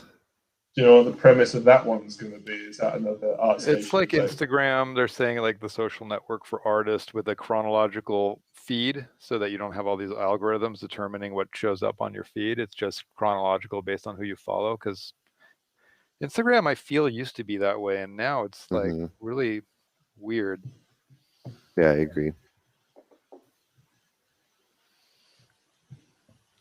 It's like you can't fault Facebook for wanting to monetize Instagram because they spend a lot of money for it, but at the same time, a lot of the decisions they make to monetize things make the quality of the service worse. Yeah, poorer. Yeah, I've definitely found myself spending way less time on that recently. It's not showing me the right stuff, and I'm just like, body now. But I definitely prefer it to Facebook. Oh yeah, for sure. Yeah. Let's see. A couple questions. One from YouTube. Can we get an opinion on your latest work? It made a lot as a future Gnomon student trying to get a piece in your gallery. The best people to get advice on, honestly, would be our admissions team if you want to be a future student. So connect with them, and they are more than happy to critique and help you build that portfolio for sure. Somebody's asking, they often hear specializing is a good idea, but to what degree? So I think they're kind of talking about going through the whole CG pipeline, but maybe we could have a little conversation about specialization, because Dave, you were kind of talking about how your work kind of bounces around. You've obviously established a style and stuff like that, but is your work more specialty to like just characters, or is it more broad, or what do you feel about that? So I feel like I've specialized and the work sort of like molded to me rather than me molding to the work. So I mostly just like drawing weird creatures and characters. So that's all I really bother working on. If it's my own time, that's what I'm working on. And I think my portfolio is mostly my personal work. Like there's a bit of client work in there, but I definitely chose what I liked. Almost like I didn't make a conscious decision to specialize. I just didn't like doing other stuff. So I just worked on what I wanted to. Tried to get as good at it as I could, and work came. And then for certain clients, even if it's not what I do, they know I'm a decent artist with good fundamentals. So I sort of, I'll be in a job and they'll be like, all right, we hired you to do this creatures, but we've got this like photo real weird advertising thing to work on. Can you just help us out on that? So I get to do bits of that, and I get to jump around stylistically, and like I was saying a bit earlier, like done some matte paintings and some other stuff that I never wanted to work on. Still don't particularly enjoy doing, but because I'm good and they like me and they like working with me, the other stuff sort of like worked around what I do. And I always am super open. I'm like, it's not my speciality, so if you get a shitty thing at the end of it, it's sort of on you. But with the proviso that that's the deal, I'm more than happy to work on it, and it generally worked out. Like I've done a decent job on that stuff. But I do feel like if I tried to sort of branch out and tick a few different boxes, which I have done over the years, to be fair, like I've tried to be a bit more painterly or a bit more photoreal or do a bit more realism. I just don't enjoy it, and I'm not going to spend any time getting good at it. So, just keeping to what I enjoy has worked out for me. And I sort of feel like that's the same with other people. Like I've got a good buddy, Khan Muftik, I don't know if you know him. He works on costume in film, and he freaking hates photo bashing. Can't stand it. And when he was starting out and wanting to break into film, everyone's like, gotta learn photo bashing, you'll never work without photo bashing. And he was like, screw that, I'll show you, I'm not going to enjoy it. So he just kept painting, kept getting good at it, and that's what he gets paid to do. So he just stuck to his guns, and then people hired him for it because he was good at it. But if he persevered with the photo bashing, he'd be bitter and twisted by now, and not a happy bunny. So I do feel like, but it's sort of like finding your passion as well. It's like not specializing, or specializing is different to like playing around with everything at the beginning and trying to work out what you do like. Because definitely trying everything, like that's where you find what you really enjoy. So when you're starting out, for sure, you like anything you're even mildly interested in, give it a go, see if it's for you, and maybe you can blend a few different disciplines. Like so many people like include 3D in the workflow and really enjoy it and like that sort of solid base for like an environment or something, which is completely legit. Not for me, but definitely for a whole bunch of different people. So and I think like especially if you're specialized and you're sort of niche, you'll get like people seek you out because you'll be the guy who does that thing real well. That thing, yeah. You get the name for whatever it is that you do super well and you sort of specialized in. So long as you want to keep doing that. If you specialize, then get bored of it, then you're sort of a little bit screwed. But I'm sure you can at that point branch out and like build a bunch of different specializations into that. Yeah, I mean, I kind of agree with you where if you create, if you keep working at this thing that you want to do, eventually if you get can get good enough at it, that work can find you, right? Or you'll find that work. It doesn't hurt to be a generalist, to be able to do a little bit of everything, like you're saying, having exposure to everything, both so you can explore and make sure it's the thing that you want to do in the field, but also so you can kind of just see and understand what it's like to work in that style, to work in that field, to do that thing. It helps you a lot. We were talking a lot about social stuff earlier, but being able to have conversations with people in the field who do that thing, and if you've done it before, that's really, really valuable. Something you were talking about is working in ads, and advertising is a shorter time frame. You get to bounce around between a lot of different things as well, which is probably really helpful. In you're saying you get to flex and try different types of styles. So in the CG world, like there's styles, but not as much. It's more like, if you're a generalist, you may be able to model, texture, light, animate, rig, composite, whatever the whole pipeline is. You can still kind of do that, like Dave was talking with styles, but you can do a little bit of everything there too. So I think it's important to make sure that you're doing the areas that you want. But I don't, as far as a job is concerned, being a generalist isn't going to hurt you. But you have to be good enough at least a thing or a couple things to get a position. And there is that trade-off as well. Like, as much as I'm saying, do what you love, if what you love is finding jobs a little bit easier and maybe getting paid a little bit more, maybe doing a bit of the stuff that you wouldn't necessarily love to do all the time is worth investing in. Because part of this is making money and having a career. So if you're working in 3D and you can do a bunch of those different sub-disciplines, then that 100% helps. And same with me, I've lost jobs because there's stuff technically I can't do. And I'm like, no, I can't do that. You're gonna have to hire someone else. Whereas if I'd branched off a little bit and learned that a little bit better, I'd have had that job. I'm just I've got enough work that isn't a problem, but it would definitely help if you want to just be constantly employed to have as many things that you do reasonably well to make you more employable.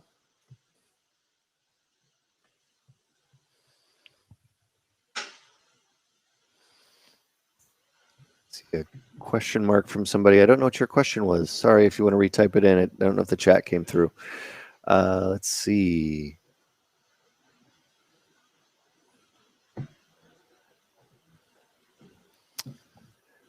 What are our best experiences with props where you realize that the industry has come a long way from just using ketchup as blood?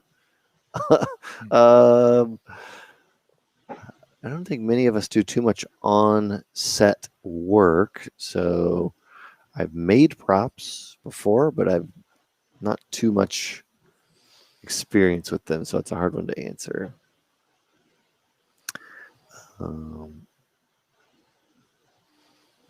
Alex, I got a question if you're going to be releasing another course. Last one they saw was the overgrown bust monument bust. I'm sure I will at some point.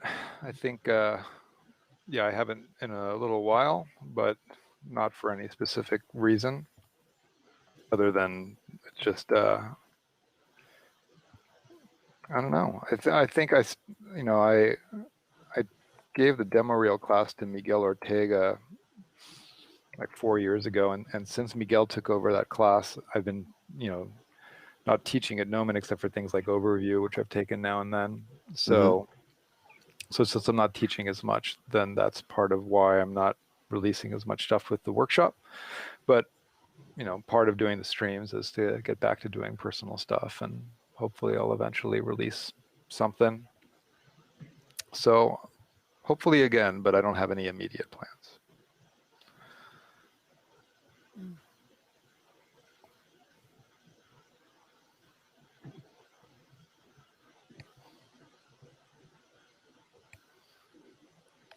Hello, Scrimshaw.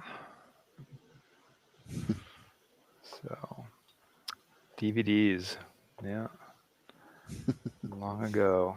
So weird how long it's been since I've put a disc in a drive. I know. My laptop doesn't even have one anymore. Doesn't even have a disk drive. I think a lot of laptops don't come with them anymore. I don't think this computer even has a disk drive. Yeah, mine doesn't. Yeah. That's insane. It's so crazy.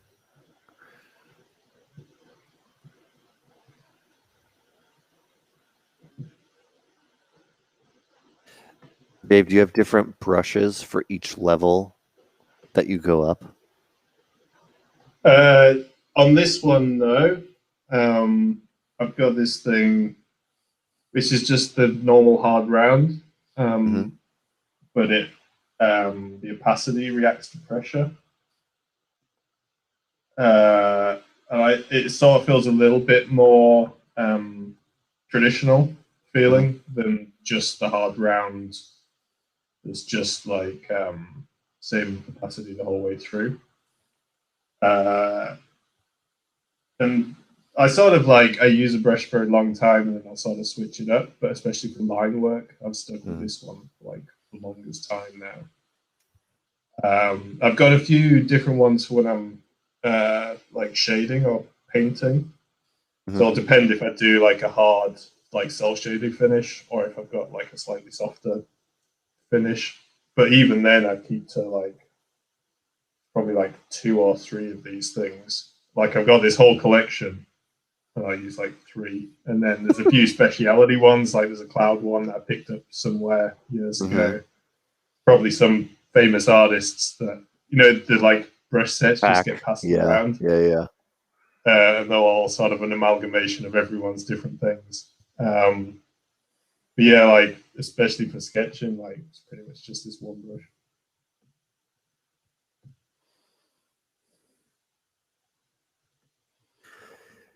How much storage capacity do you keep internally and externally? Ooh, that's an interesting question. I don't keep track too much. I think a terabyte, I guess, probably, just to have it. But I don't think I really use it all that often. I have a lot of external drives. I don't know if you guys are specific about that. That was a question we got.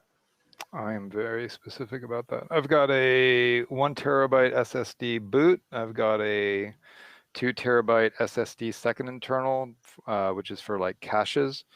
Because something like Redshift which is a GPU renderer, the speed of your drive makes a difference on how fast it can read the cache and how long it takes for a renderer to start. So internal drives for caching that are as fast as possible. And then externally, I have a 5-drive RAID, which is what all my data is, which I think is 12 terabytes, because that's got everything I've ever made on it going back a very, very long time. So over time, I keep having to upgrade to bigger and bigger external RAIDs. And then it's a 5-drive RAID, which means that the drives are striped. So all 5 drives are seen as a single drive. And that helps with the speed, but it also helps with redundancy so that one of the 5 drives can fail, but you won't lose anything.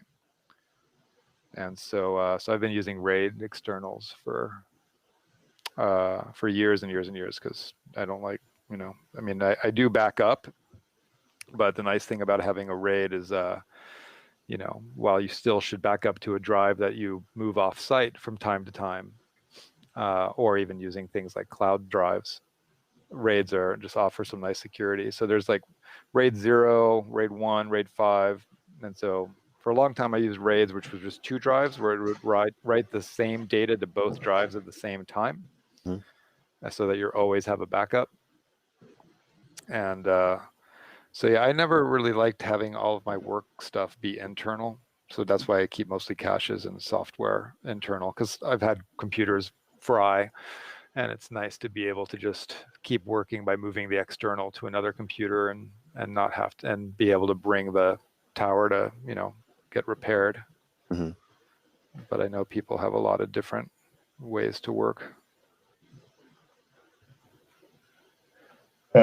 I kind of like to clear mine out every now and again, but I'm definitely nowhere near as organized. So I've got a couple of hard drives that have got most of my stuff stored on, and especially if I'm going away or I feel slightly paranoid, I'll throw something on Dropbox just so I know it's definitely there if something fails. But yeah, I'm fairly slapdash with that. I'll just keep it on the desktop until I'm done with it, till the project's finished, and it gets shipped off onto 1 or 2 external hard drives.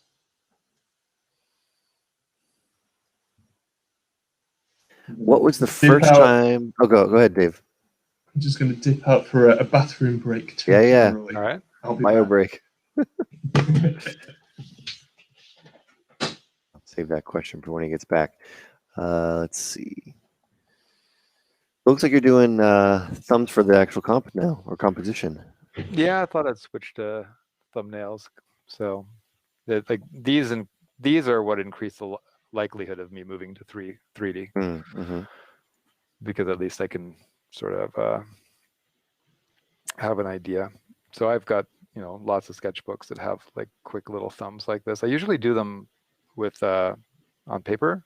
So this is kind of I've always wanted to kind of switch that over to being in Photoshop, and this is giving me a good excuse to feel on the spot to just like try using my Cintiq for something other than ZBrush. Yeah. Which is cool. It's I always felt weird drawing with a tablet, even though I feel fine in ZBrush with a tablet. Yeah. But drawing with a Cintiq feels totally normal. Yeah. Yeah. The only time I really enjoyed using them was not for ZBrush, but for doing paint overs on renders, or kind of exactly what you're talking about, where it's more drawing on the tablet, painting on the tablet feels a lot better. A lot better to me. What was the first time your mind was blown because of CG in a movie? Yeah, I was going to ask Dave that. That was the question. Oh yeah, we can wait on that. What about the GPUs? The GPU question about which is recommended for artists, RTX or RTX Quadro? The one you can afford. The best one that you can afford. Yeah, exactly. Seriously. That's how it goes with hardware. It's like Jurassic Park was made on computers that had 256 megabytes of RAM. Right. It's like Lord of the Rings. 20 years ago, those computers were super slow compared to today. So like the hardware is really not as important as you think. It's going to be a little slower, but you can still get amazing work done. Right. And so that's why I think people shouldn't get hung up over seeing somebody online who's got some amazing gear. So get whatever you can afford. I mean, RAM makes a big difference. Like you can have an awesome GPU, but if you only have 8 gigs of RAM, your computer can start hanging. So I think the GeForce cards are really all you need. I wouldn't spend the money for Quadros. They're overpriced for what you get. For our space, they're not really made for our space. So getting like, even just getting if you're building a new machine and you can't afford something like a 3090, like that's fine. Like get a 1080, 2080. It's like, it's hard to get a hold of graphics cards right now, but it's not like 4 years ago when we were using 980s or 1080s, like we were unable to get work done. And so that's why I think, having the newest thing isn't going to make you a better artist. It's far more important to focus on things that do make a big difference, have enough hard drive space. You need that, have enough RAM so that whatever you're working on in Photoshop will fit in RAM.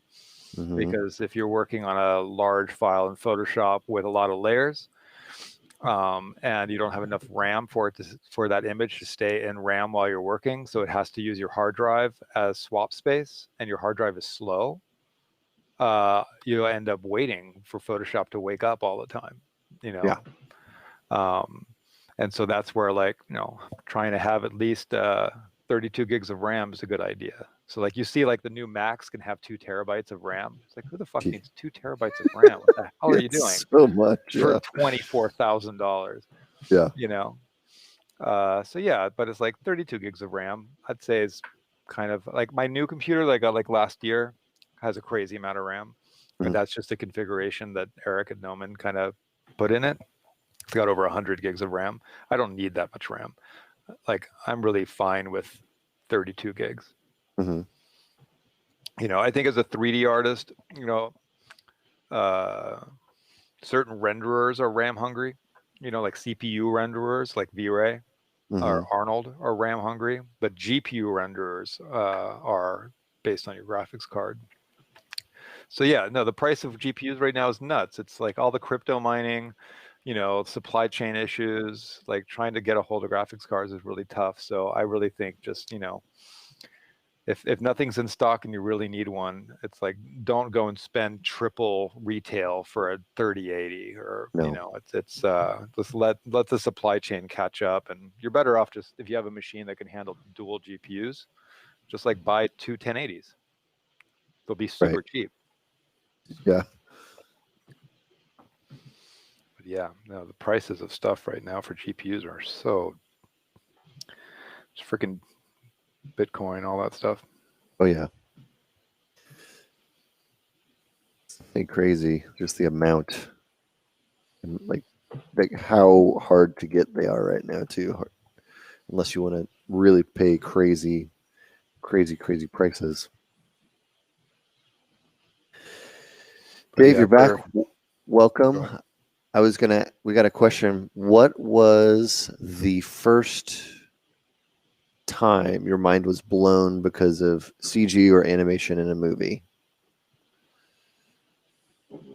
They said theirs specifically was Davy Jones and Pirates of the Caribbean 3. Nice. Yeah. I don't know if it's the first time, but when I saw Moana and I saw that they finally worked out how to do nice water, I was pretty stoked. Moana's beautiful. Yeah, Moana's really, really good. Like the amount of like animated kids films I'd seen before that, where the water was just like weird plastic that sort of wobbled around a little bit. Obviously, it's like crazy difficult to get that stuff, and like requires a fair amount of like particle animation. Sure. It's like super complicated. But yeah, when I first saw that, I was like, damn, they've got that working so nice. Mm-hmm. That looks really good. Alex? Terminator 2. Oh, Terminator 2. Yeah. Dude. Terminator 2 is amazing. Dude. I mean, it's so long ago, but... You know this boy? Have you seen this boy? I mean, that really... our whole industry exploded because of that movie. Yeah. But he says Star Wars Episode 1 was the first movie they watched in a movie theater as a kid. Nice. Lawnmower Man. Oh, God. that was a landmark film for CG, no doubt. Absolutely it was, yes. I mean, the choice of the overalls and the actor, and I mean, some silly stuff in there, but Johnny Mnemonic also has some of that same style of CG in it. Super silly. Not gonna lie, I tried to watch Johnny Mnemonic a month ago. Really? I couldn't do it. I couldn't do it anymore. Is that the one with the dolphin? I wish I could tell you. I couldn't get that far in. It was intense. There's the whole style and everything. I just can't hang with this. Somebody says Lord of the Rings and Jurassic Park has to be a lot of people's as well. Jurassic Park was a big one for me. I was terrified in theaters watching that as a kid. Far too young to be in that theater. I'm going to blame it on the trailers, though, because the trailers made it look like it was, a beautiful zoo-like movie. It was not all that. That was a part of it. Yeah, definitely. My parents, too. Yeah, movies with trailers that are not anything like the movie are always bizarre. Like Pan's Labyrinth was not what I expected it to be. Yeah. I liked it, but it's not what the trailer said it was going to be. Yeah. The one for me that was like that was The Village, the M. Night Shyamalan movie, The Village. Yeah, that's to be expected with that dude. What a twist. It was not expected at all. Somebody says Tron, yep. Let's see. Avatar was the first time that Matthew ever cared about special effects. Nice. Let's see what else we got.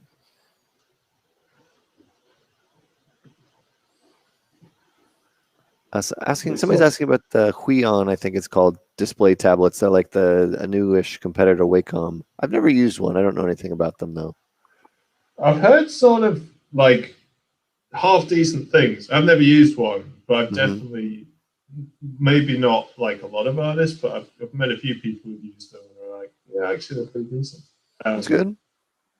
I'd be sort of intrigued because it's one of those sort of snobby things where people will be like, ugh, not Wacom. Right. But for example, it's not the same, but like the new iPads, they're finally just as nice to draw on. Like I don't like working in them as much, just more because of the shortcuts that you don't have access to and the various different tools you get in Photoshop. But just from a purely like brush feel perspective, I think they're just as good. Like, don't feel inferior in any way. And I sort of half recall maybe that being the same case with the Huyons.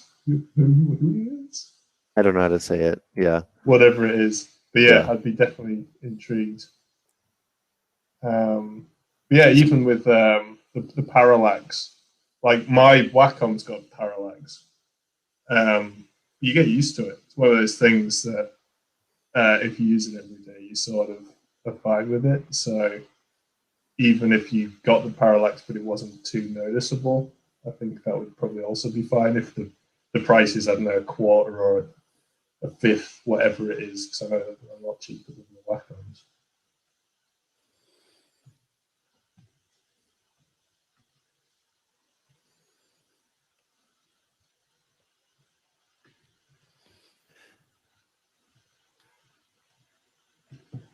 What he says, they're up there with the tech. I don't know. I've seen them around. I've seen some, ads, commercials, all that kind of stuff around, but I've never really seen one in person, so I can't really comment. But I'm happy to see, I guess, a competitor enter the market space. Kind of see, what other things can happen. I'm looking forward to when Photoshop's finally fully there on the iPad. There's like a version now, right? It's freaking horrible. I mean, it's one of those things where obviously it's the early stages, and I think they're planning on just like ever so slowly implementing full Photoshop. So I can see like years down the line, obviously they'll get the full version and it'll be pretty sweet. At the moment, Procreate's so much nicer to paint in, but they're at least like working that way. So it's like that's super cool to see. It's just I opened it when they first announced it and first released the version 1. There's probably a few versions since I've used it, but it was just like, oh yeah, I won't be using this for a little while. I'll be back later when you're done. Yeah. Yeah. It's hard to tell what who the target audience is for Photoshop on the iPad, because it's like, is it for who? Social media people, for Instagram? I hope it doesn't just like tank so bad that they give up. I'm still hopeful that it'll just ever so slowly get there, and then one day you'll have full Photoshop and you'll be like, all right, cool, now I can be in there.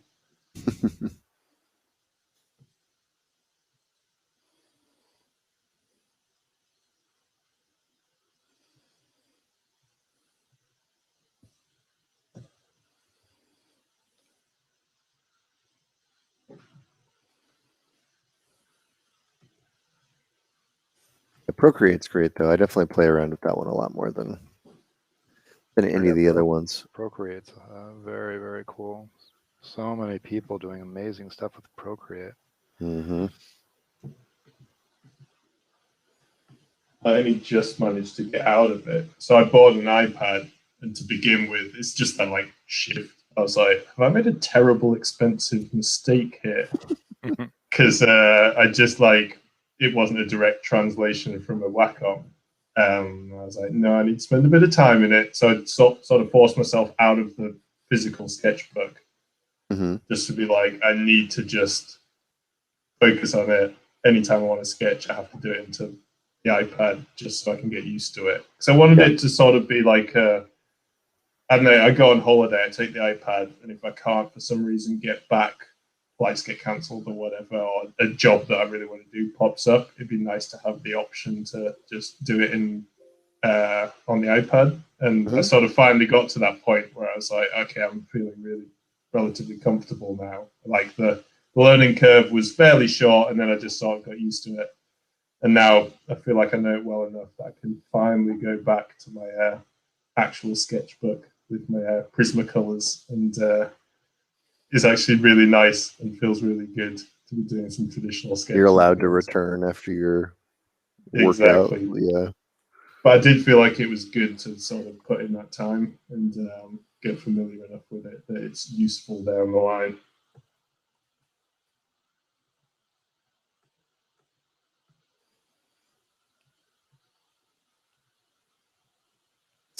Somebody's asking if anybody has experiences using Nomad on tablets. I've never used Nomad. Nomad? Nothing. I've just been watching people talk about it lately. Like Glenn Southern has been posting some really cool stuff. Mm-hmm. So it definitely it definitely looks like it's intuitive. It's inexpensive. This reminds me, a friend of mine, David, that I've known since I was 12, so he's my oldest friend. He called me yesterday. His daughter is in 8th grade, who hasn't done 3D, wants to sculpt a gargoyle in 3D and 3D print it.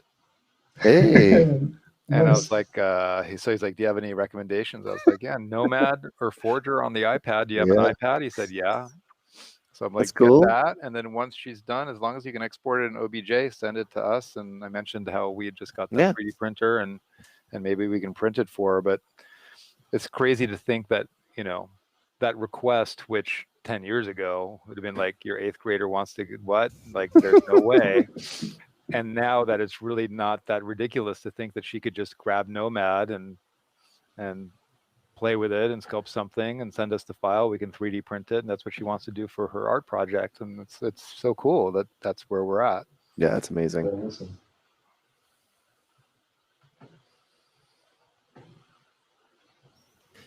Whatever you're sculpting, it looks exactly like my landlord. The resemblance is uncanny. Oh, okay. Cool.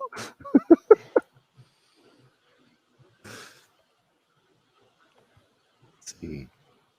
Yeah, I love that. It's the access, you know, is so different now than it's ever been.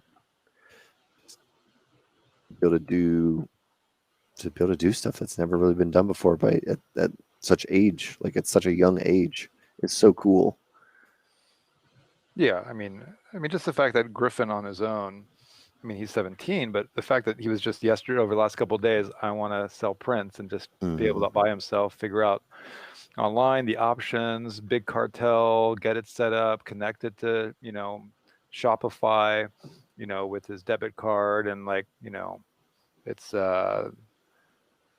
just so cool. Like and he's been painting on with Procreate like crazy and getting better so much faster than I feel I was able to at that age, because there's so much access to info and tutorials and access, and I don't know, it's all very cool.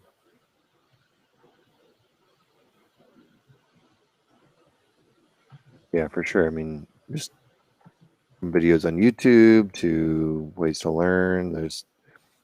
We were talking before about Unreal, all their free stuff that they have, the big Blender communities. Like if you want to learn anything, it's out there. It's cool. Somebody says maybe it's the artist improving. MS Paint hasn't changed. So I don't know.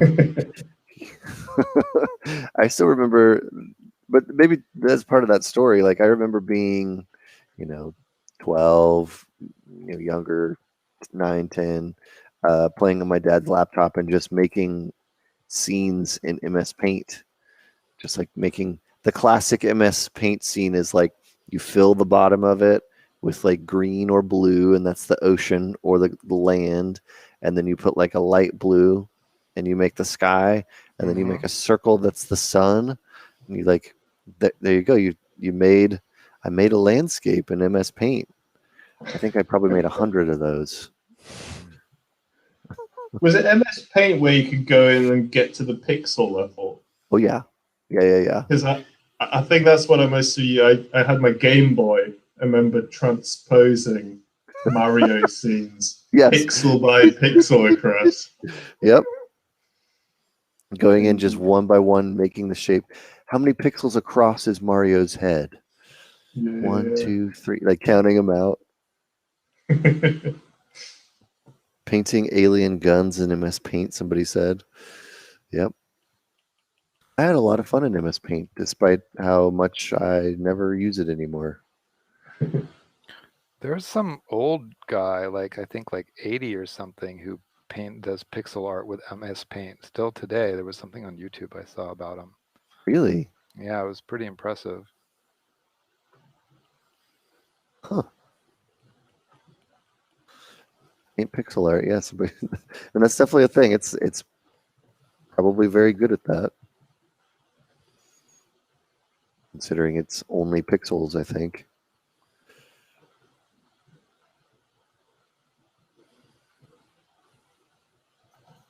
I once heard from a guy in our school who tried texturing with MS Paint. That's funny. That's awesome. I wonder how that went. I saw there's an NFT drop a couple days ago with a guy whose art is all ASCII art. Okay. Like animated ASCII art, like from the 80s, like all made out of characters. Super. It actually was really neat. That's cool.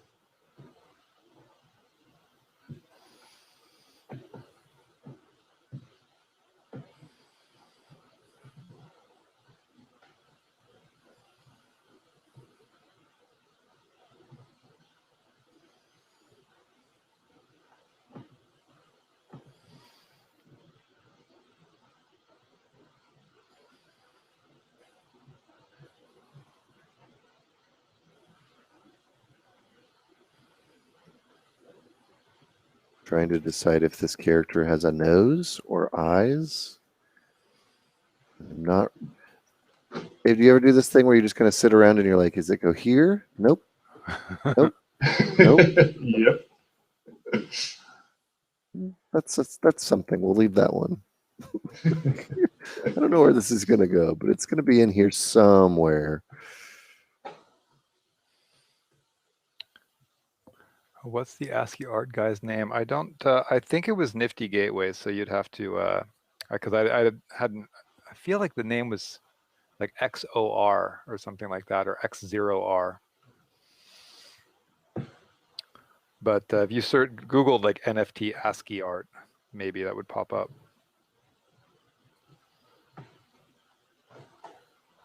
Make it a Cyclops. That's not a bad idea. Helberg. We'll see how that goes.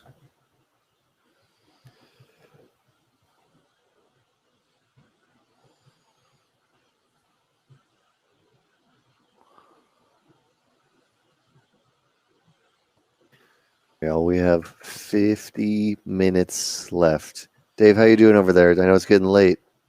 You hanging in there? It is now tomorrow. We've just hit midnight. Yeah. Yeah, man, I'm good. Good. I like your creature. Weird bat thing. Yeah. Yeah, he's awesome. He's really cool. All right, I'm going to take a quick bathroom break. Sounds good. That wasn't the first one you did. No. Breaking the mold. Sometimes it isn't the first one. I just need to get the cobwebs out. Not used to this whole drawing in front of people thing. I've never done it on the internet before. I've done it at workshops. Yeah. So it was a little sketchy. Hopefully it's not too scary. No, it's all good. Because you can't see an audience, even though I know I'm there. I know they're there. It's like, it's fine. And I'm sort of in my delirious, like, I should be asleep right now. And I'm awake and I'm drawing. Yeah. I'm just kind of sketching at this point. So, yeah. It's all good. Oh, well, now it's a very Harryhausen eyeball that I've made here. Nice. Trying to think of the best Cyclops character that I've ever seen. from Harryhausen. Obviously, there's Cyclops the X-Man, but I can only think of Mike from Monsters Inc. oh yeah, duh, Mike. Gotta be Mike.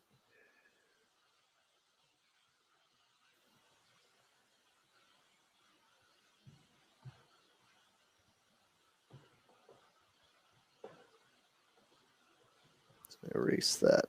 Pretend that never happened. It's the best thing about working in the computer. So do you prefer to work in the computer? It sounds like you were talking about Procreate, going back to your sketchbook, Prismacolors. It sort of depends. Obviously, the ability to change stuff in Photoshop's like freaking awesome. But I think if I can get it looking nice, maybe traditional, like just Prismacolors, could be my favorite. But I would say it's like pretty close with that and Photoshop. I think it's probably like equal balance. Sometimes I like to go traditional, sometimes I like to go digital. It probably just depends on the day, depends what I want to achieve. I think anything more complicated, I'd probably head into Photoshop just because I've got a bit more control. If I'm just like noodling away, like mostly when it's someone's birthday, I'll draw a birthday card, and that's like a nice excuse to draw something traditionally. And they're getting a picture, so it's not like I have to do anything specific because they should just be happy they're getting anything. So I don't have to like worry about it too much, and I just get to like play around, and I really like doing that.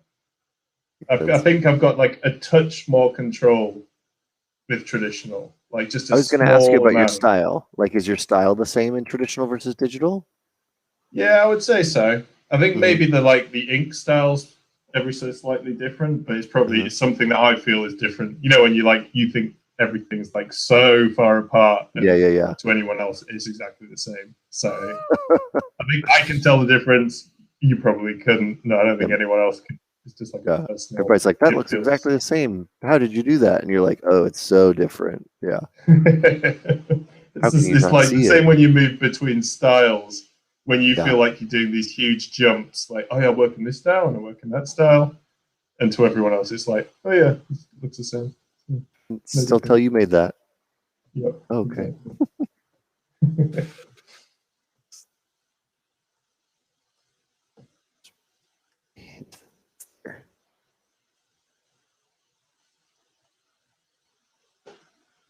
All right.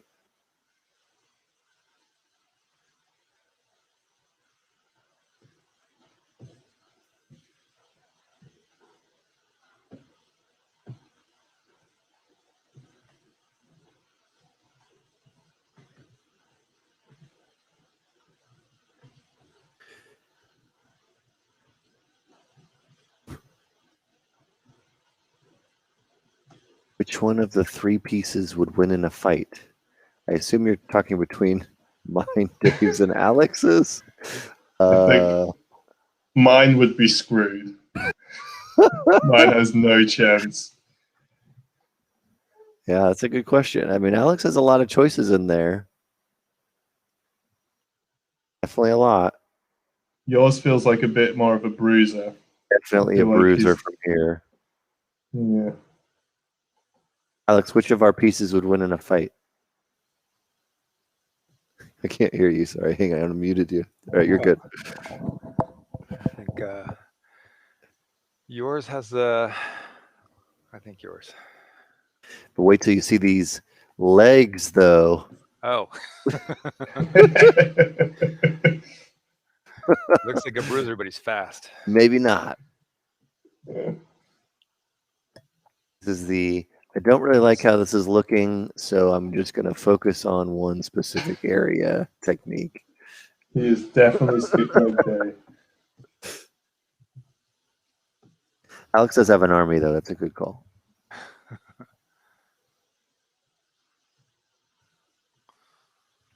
It's a horde. A horde. Nice.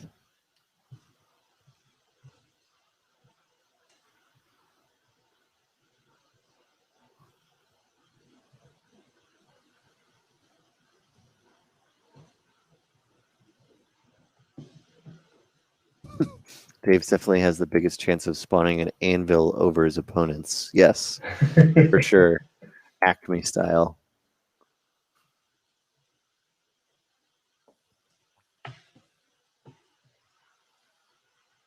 Oh, I see you're going with some color. Yeah, I'm going to block something in. Maybe throw All a right. little bit of quick color in. Awesome. I feel like there's just about time.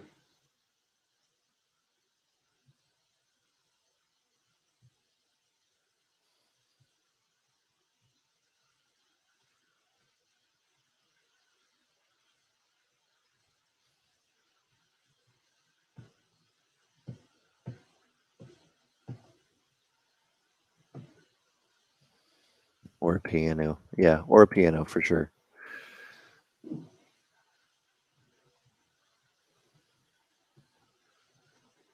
I talking with somebody about this recently, but you know, that whole Looney Tunes, those cartoons are shockingly violent. Like, if there was a realism factor to those, just insane. But you know, it's the joy of cartoons, I guess.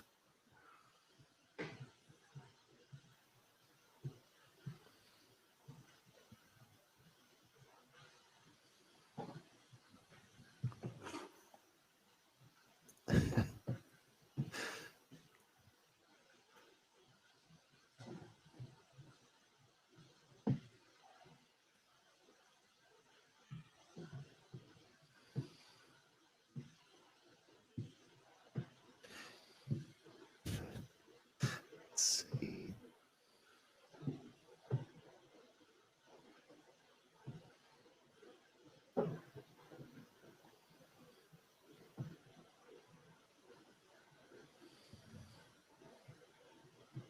You really want to talk about realism? Talk about Tom and Jerry. Tom and Jerry's also, I mean, Tom and Jerry definitely got spoofed pretty hard with Itchy and Scratchy in The Simpsons. So I feel like that one is maybe where some of this comes from. Is you know, the reality of what would happen there. Yeah, Roadrunner, Wile E. Coyote, definitely been through some shit. Wile E. Coyote. It's funny. We have Roadrunners out in Joshua Tree, and they're small. They're like They're not very big. Yeah, they're like 12 inches tall. Most people don't realize that they're actually very tiny. But they definitely run. Yeah. And coyotes aren't very big either, though. True. So I guess to scale, maybe they're about the same. They've got an anglerfish in the Berlin Natural History Museum. Mm-hmm. Like this. Like this really? big? Tiny. It's this tiny? I pictured this like epic huge thing. There's like massive teeth. Are they really that small? So I think they're a bit bigger, and maybe that was like a baby one. Because I'm sure I saw something recently that made it out to be like maybe a bit more like right. Yeah. But still, I picture them being these huge monsters. Yeah, they're me definitely too. not that big. That's funny. Definitely always imagine them huge.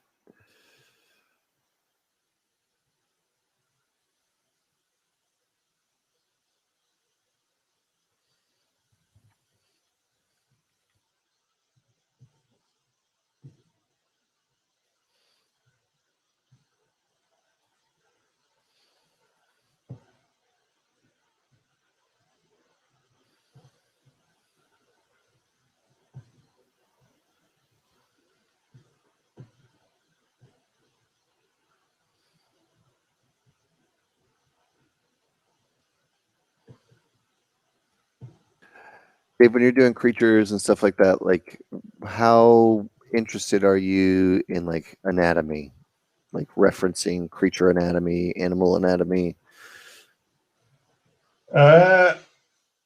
Less than I should be.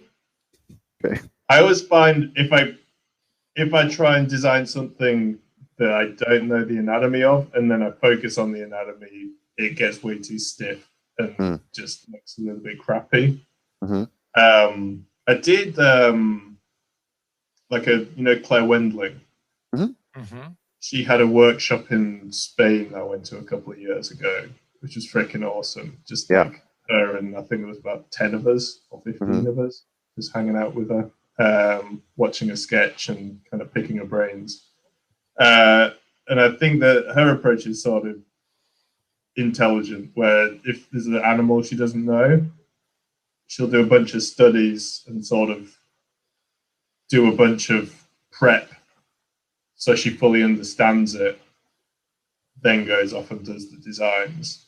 So she won't be referencing at the same time. She'll learn it first, then she knows it, then she'll go off and do the drawings after that. And I sort of feel like that works best for me too. Like, I tend to put in the level of anatomy I've learned, and like my anatomy knowledge definitely isn't as good as I want it to be.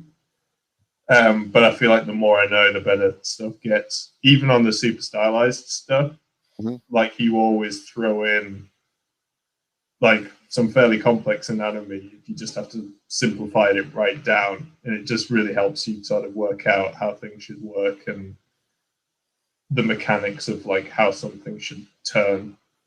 Like on the bat, for example, like knowing that the wing is a hand and the spindles are fingers makes so much more sense when you're drawing it than just doing that sort of symbol for a bat, which is like a bunch of spikes and some rings that go in between. But I'd like to know more. It's like it's one of those things that I dip into every now and again. I'll try and do a little bit of anatomy study. And I did used to have a zoo pass that was like an annual zoo pass, and on days where I wasn't working, I'd go to the zoo and do some sketching and try and beef up the animal anatomy. But at both animal and humans, I'd like to learn a little bit more. And, you were saying you may have skimped on figure drawing before, so or was that just I mean, in uni I definitely did. I was going for a long while every week, so that sort of picked up a bit. But I never really felt like that was that great for anatomy. Obviously, it helps, and it helps you get that sort of like internalization. But I thought that was always a lot better for me for like posture and posing and like body weight and how a figure should sit and getting gestures down. So that was what I usually used to approach it for, because it was always quick poses, so you could never really get fully into any detailed anatomy. Obviously, you could notice stuff and be like, "Oh, that's super interesting. That's where the brachioradialis is sitting on that character or whatever." But yeah, for me, life drawing was way more about like how does this figure sit, how does the various poses work. And I always would notice, especially with good models, the next week if I was drawing a character, those would sort of seep into what I was drawing.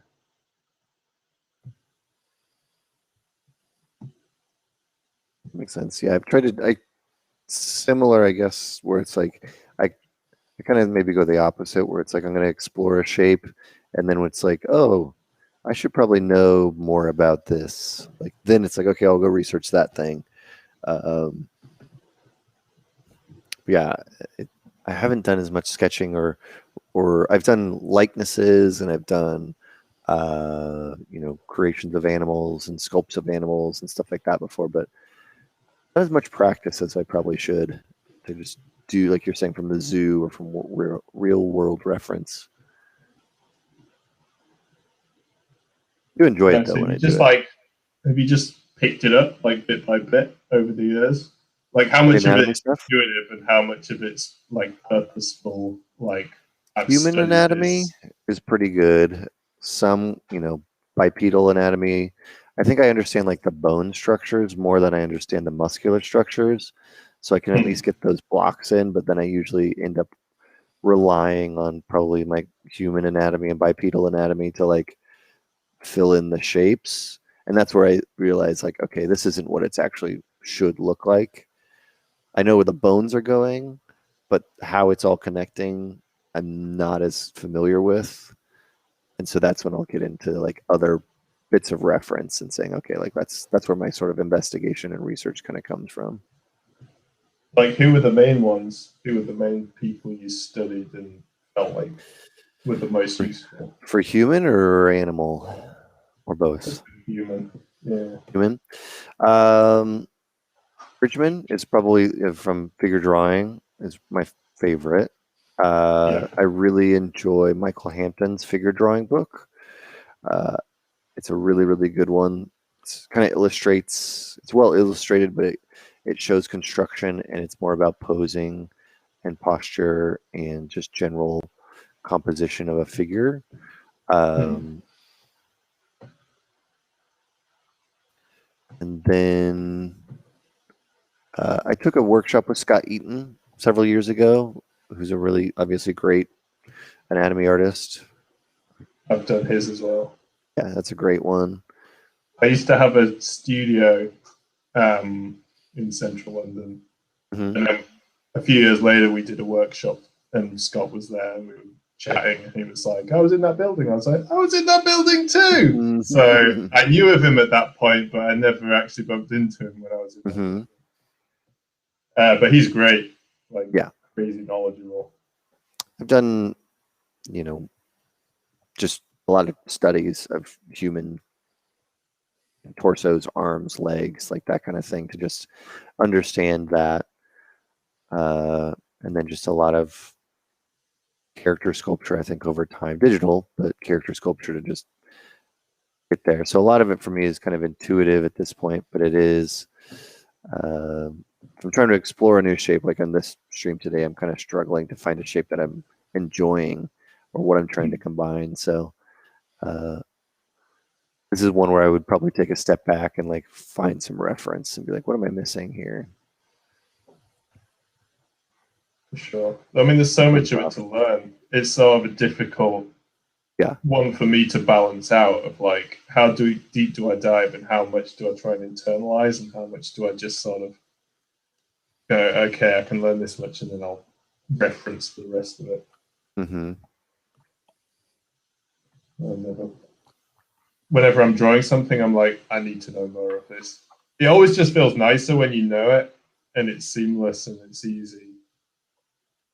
Because everyone's got like whatever level and whatever like bank of knowledge that they've built up. Mm-hmm.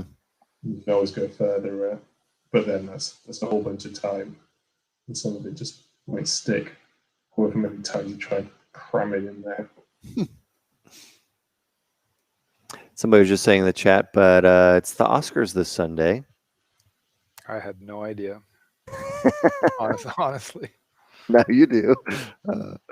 Have you been watching any Oscar movies? I've watched movies. I don't know if they're Oscar maybe movies. They're Oscar movies, maybe they're not. Yeah, I think I don't know. What are the contenders?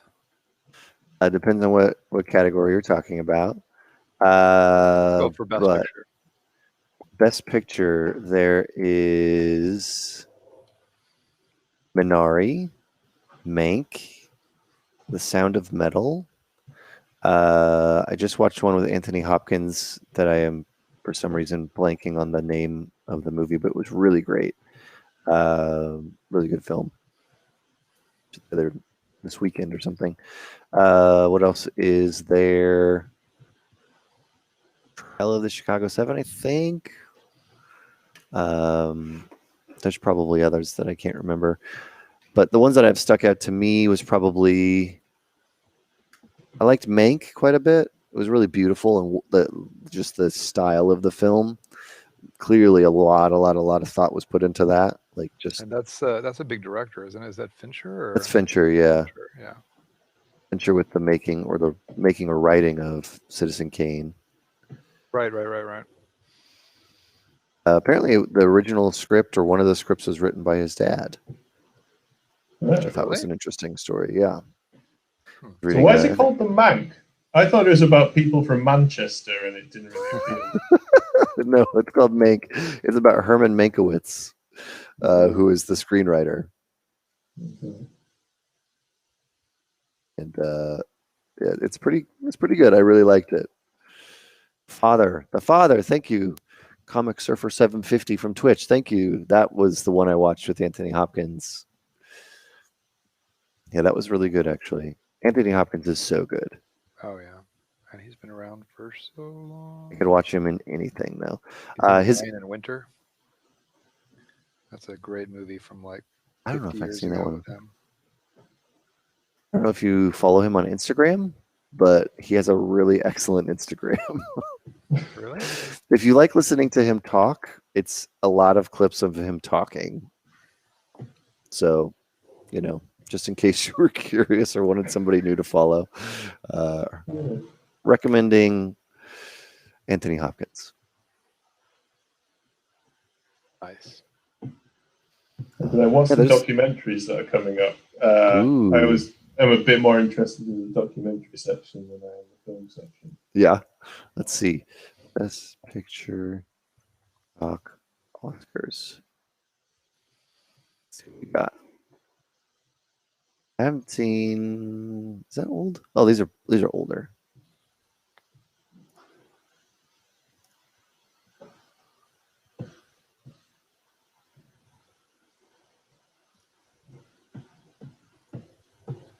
Let's see if I can find them.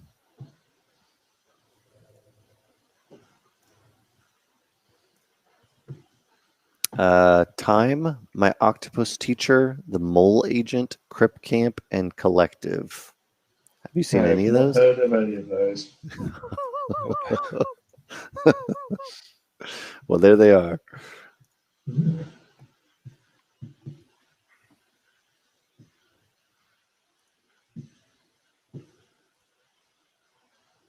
Sure, I didn't miss any. Oh, Judas and the Black Messiah as well, and Promising Young Woman, and Nomadland. I saw all those. Those were good. I just need to see. The only one I haven't seen is The Sound of Metal, which looks pretty good. It does look good. That's on my watch list. That's the one that appealed most when I was looking at we were trying to work out something to watch the other day. Yeah. And I looked at the Oscar list and I was like, no. Not so sure. Not Not into those. Yeah. But having seen the things of Sound of Metal, I'm like, maybe I could get into that. That looks kind of interesting.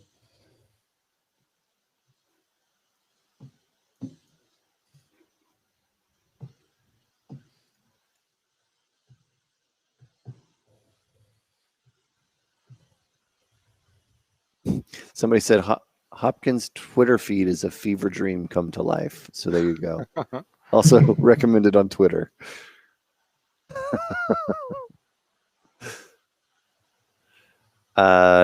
Somebody says Manchester United, big smiley face. I don't know how you feel about that, Dave. I don't really watch football.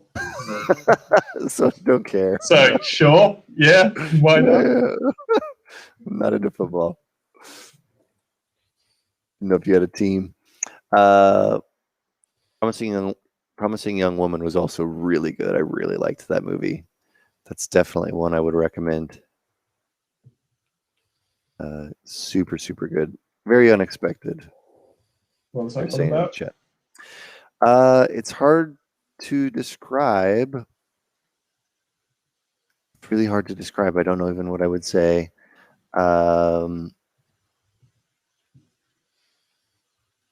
Especially without like trying to not, give anything away from the movie. Like, how do I describe this without spoiling it? Yeah. It's it's a thriller. Oh, here we go. IMDb. What is IMDb? Will give me a snippet to say. A young woman traumatized by by tragic event in her past seeks out vengeance against those who crossed her path. So, it's the Carey Mulligan one. Yes. Yeah, the Carey Mulligan one. Yeah, definitely worth a watch.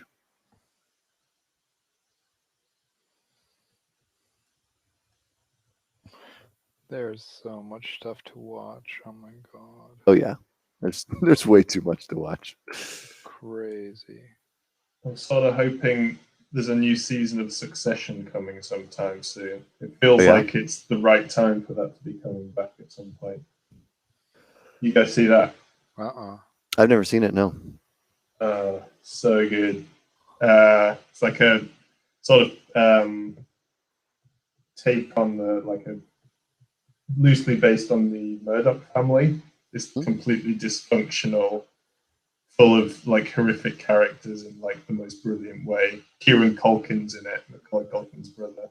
Oh yeah, he's great for it. It's like real dark comedy. It's freaking hilarious and like really well done. Everyone's detestable in it, but it's like so just like darkly awesome. Oh, it's good when like every character in a show is terrible. The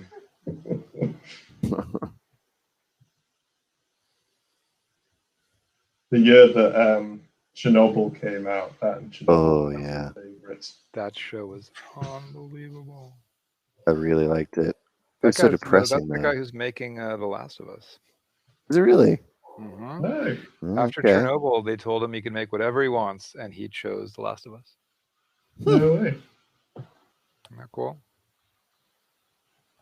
That is cool. Hang on, that's a movie of The Last of Us. Yeah. A movie or a I think series? it's a series. It's a series. Okay.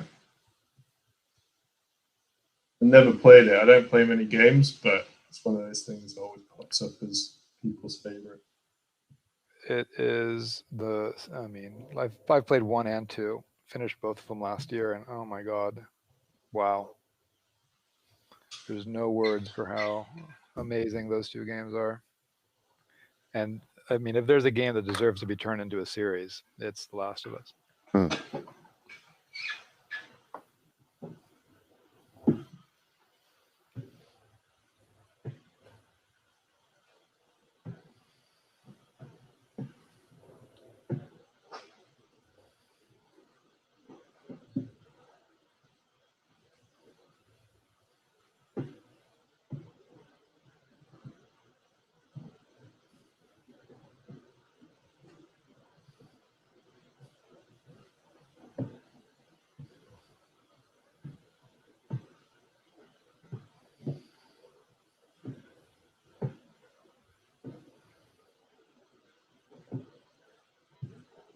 Trying to get these like sort of frog-like proportions to feel intimidating is really a challenge. This just feels like wrong. It feels like it's not working at all. Frog's legs are always the one that get me. Anytime so I draw a frog's leg, it's just like it goes too far back and too far forward, and that bit's fat where it doesn't feel like it should be fat. You're like, this isn't working. This is wrong. Nature's incorrect. Mm-hmm. Have you ever had frog's legs at a restaurant? Yep. I had them. A real little anatomy lesson. It's like you just have this little, and then you just like it's. I had it in Brazil, but frog legs are a trippy thing to see on a plate. I had them tastes like chicken on the side of the road in Cambodia, and then I got food poisoning. So that's my only experience. Like, oh no. They were delicious when I had them. Say that.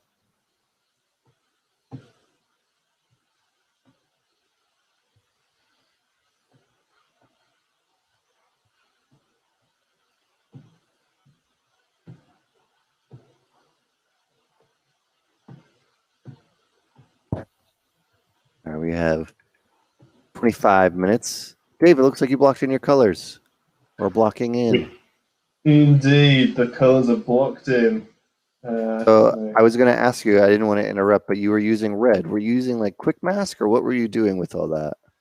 No, it's just like I was just painting, but just like hard round. But it just makes it easier to see all the like little bits. Like I'm super anal about getting inside the lines, I guess. Mm-hmm. Like I hate it when there's bits sticking out, especially on like the little nicks into where the hair dives in.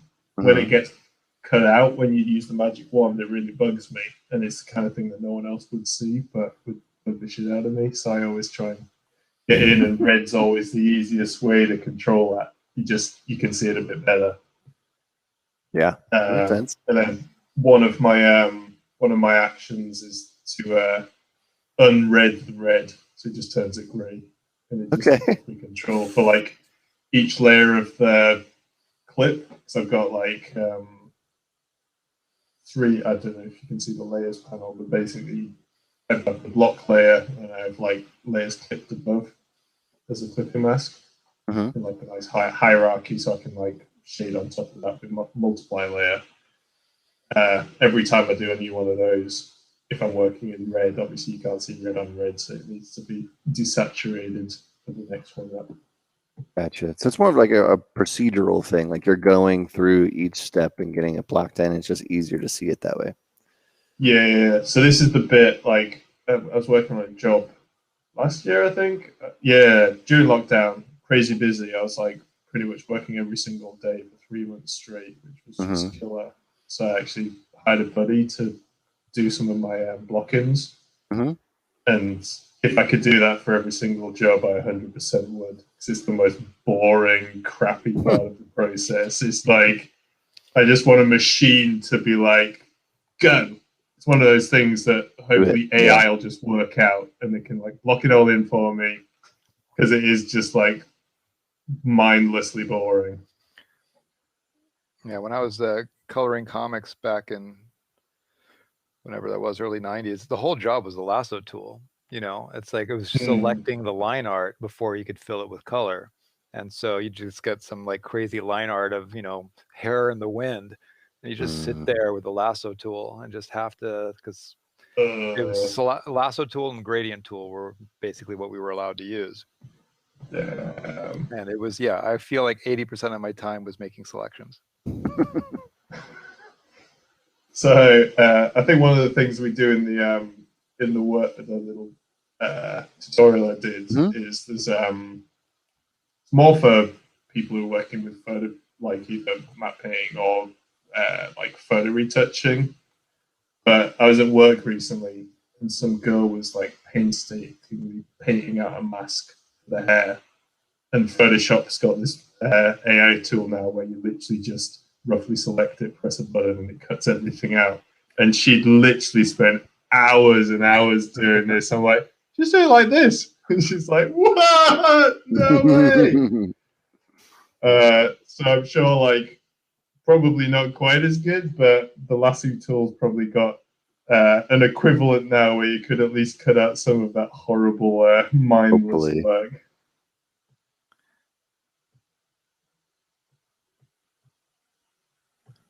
Yeah, I remember we would try back then to use like the magic wand tool, and it just never gave good results.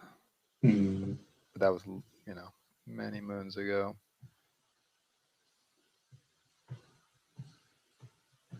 So, talking of Scott Eaton, have you seen the AI learning stuff he's been doing?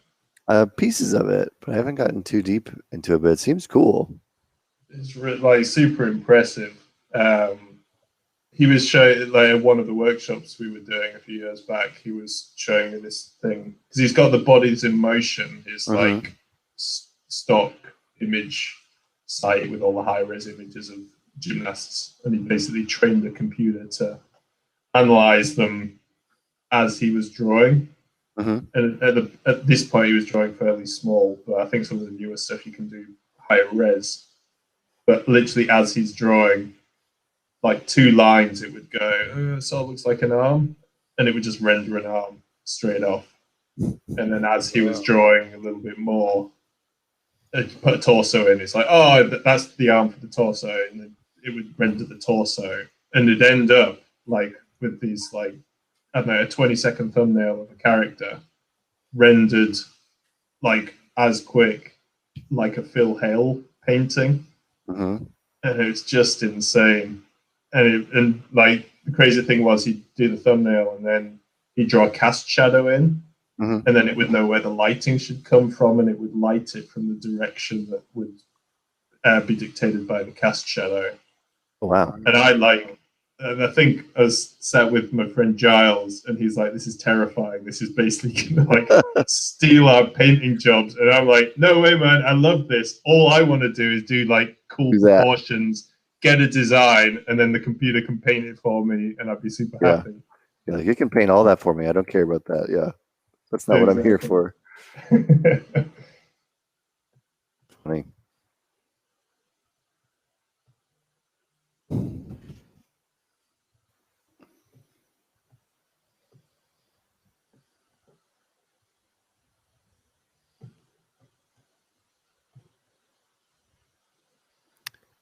Got some questions about who our favorite comic artists are. Alex, they're asking you if you have a favorite comic artist.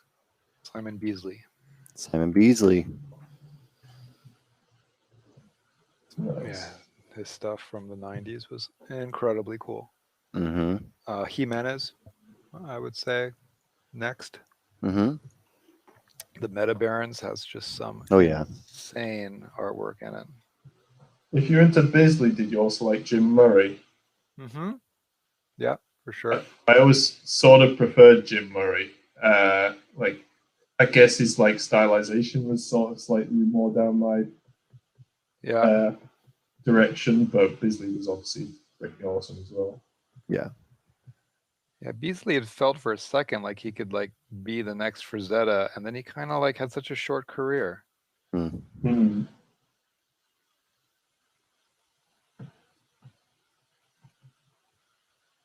Still around though. Still posting on social. Dave, do you have one? I think I mentioned him earlier, Raul Moreno's. Oh, right, yeah. 100% up there. Scotty Young, I was always a massive fan of. Mm-hmm. This saw Joshua Middleton pop up recently. There's this awesome little independent comic he did years ago that I freaking loved. It's sort of interesting to see him pop up again.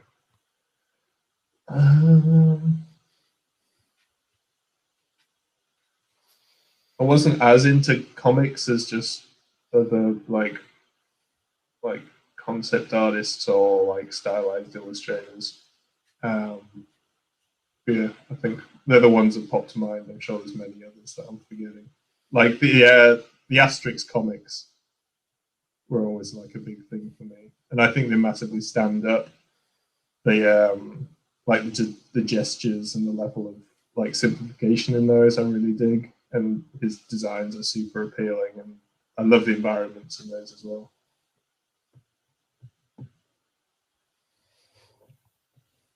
I was always a big Jim Lee fan. Yeah, Jim Lee is amazing. I got to do a Power Animator demo for Jim Lee in like '95, which was definitely like a really exciting moment just to be able to be in a room with him. Yeah. Only for like an hour, but it was him and what was it? Was it Wildstorm that was his? I'm forgetting. I think so. Yeah, Jim Lee, and then more kind of going back to my Invincible fandom, I like Ryan Ottley a lot. He works for Marvel now, I think, but he drew a heavy run of that comic for probably like 10 years, I think.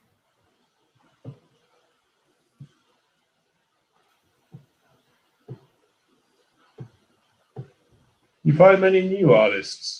Like I find as the years go by, the amount of people I get super excited about gets like smaller and smaller. Just like the more you see, the more you've got to compare stuff to. So the amount of stuff that's completely new seems to diminish. Are you exposed to enough new stuff that you constantly? I find a lot of cool new stuff all the time. Yeah, I feel like I'm always stumbling across new artists. There's so many people out there doing cool stuff. Yeah. I think that it's maybe to what you're saying, Dave, that some like I don't feel like I have as many that stick out as much as like this big prolific artist. But I do find a lot of cool, artists who are doing something neat, which I think is that I follow and kind of see what they're doing and keep up with. But maybe that's just time. I don't know. Like maybe they're I don't think I feel like there's a million freaking awesome artists, but I think the more you've seen, the less So I'm not talking about people who you're like, they're good. I think there's hundreds of thousands of those guys. But like that excitement where you're like, holy crap, I've never seen anything like that. That's super exciting. And you get that like excitement you used to get when you discovered someone who was super cool. I get that less and less nowadays. Same with music as well. It still happens though, which is cool. It's just like once or twice a year rather than It's not quite the same. It used to be. What kind of music do you like? What kind of music do you listen to? I'm sort of a little bit all over the place. My big thing when I was like at uni and probably before was like metal and a little bit of emo as well. So that's sort of my go-to. What am I listening to at the moment? So Meshuggah's like a band that I freaking love and always seem to come back to. Nice. No Effects' new album I'm actually quite digging. I used to listen to them all the time. Yeah. White Trash, 2 Heaves, and a Bean. Yeah. Moon Crux is one I was introduced to by my brother recently, who I quite like. They're sort of progressive, weird metal. Remind me of a few different things, like it's a bit clutchy sounding stuff in there, but they're pretty cool. And then like chill folky stuff. There's a guy called William Fitzsimmons that I really like. Very sort of depressing singer-songwriter-y guy with a guitar. But love him. And bit of classical. I want to chill out. Bit of jazz. Sort of all over the place. Depends what kind of a mood I'm in. At the moment, I didn't do it at work. Like just in a bit of a YouTube like tunnel. You know that thing where you're just like scrolling down, watching a million talks by a certain type of person, and the algorithm just gets you stuck in one place. But I sort of feel like especially if I'm working on something and I'm like, I know what I'm doing. I'm in the coloring phase, and I just need to kind of zone out and get stuff done. I feel like I need more talking than I do music. Have you discovered the Internet Historian? No. He's got some really, really funny stuff on his channel. Highly recommended. So what type of thing is it? Is it like a podcast? It's just a YouTube series where he just basically will, like he has one on the Fire Festival, which was that disaster of a festival. And basically giving the lowdown on the shit show that was the Fire Festival.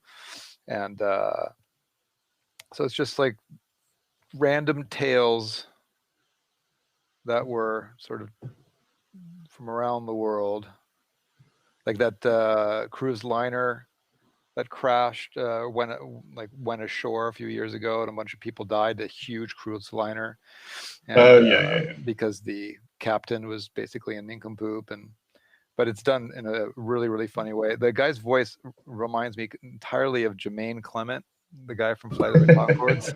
Yeah. So we keep picturing that's who we're listening to when we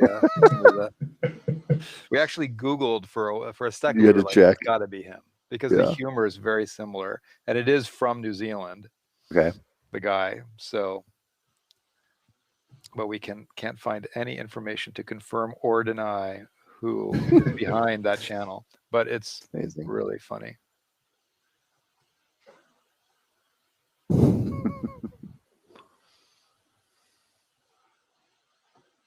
You guys like What We Do in the Shadows? Yeah. Yeah, I like it. For sure. I'm not as big of a fan as some of my other friends are, but who've seen it like a million times and can quote it backwards and forwards, but I definitely dig it. I sort of weirdly preferred the TV series to the film. Oh, really? I actually haven't seen the TV series. Yeah, me neither. Like it more? You should check it out. So it's like written by Taika Waititi and I think, and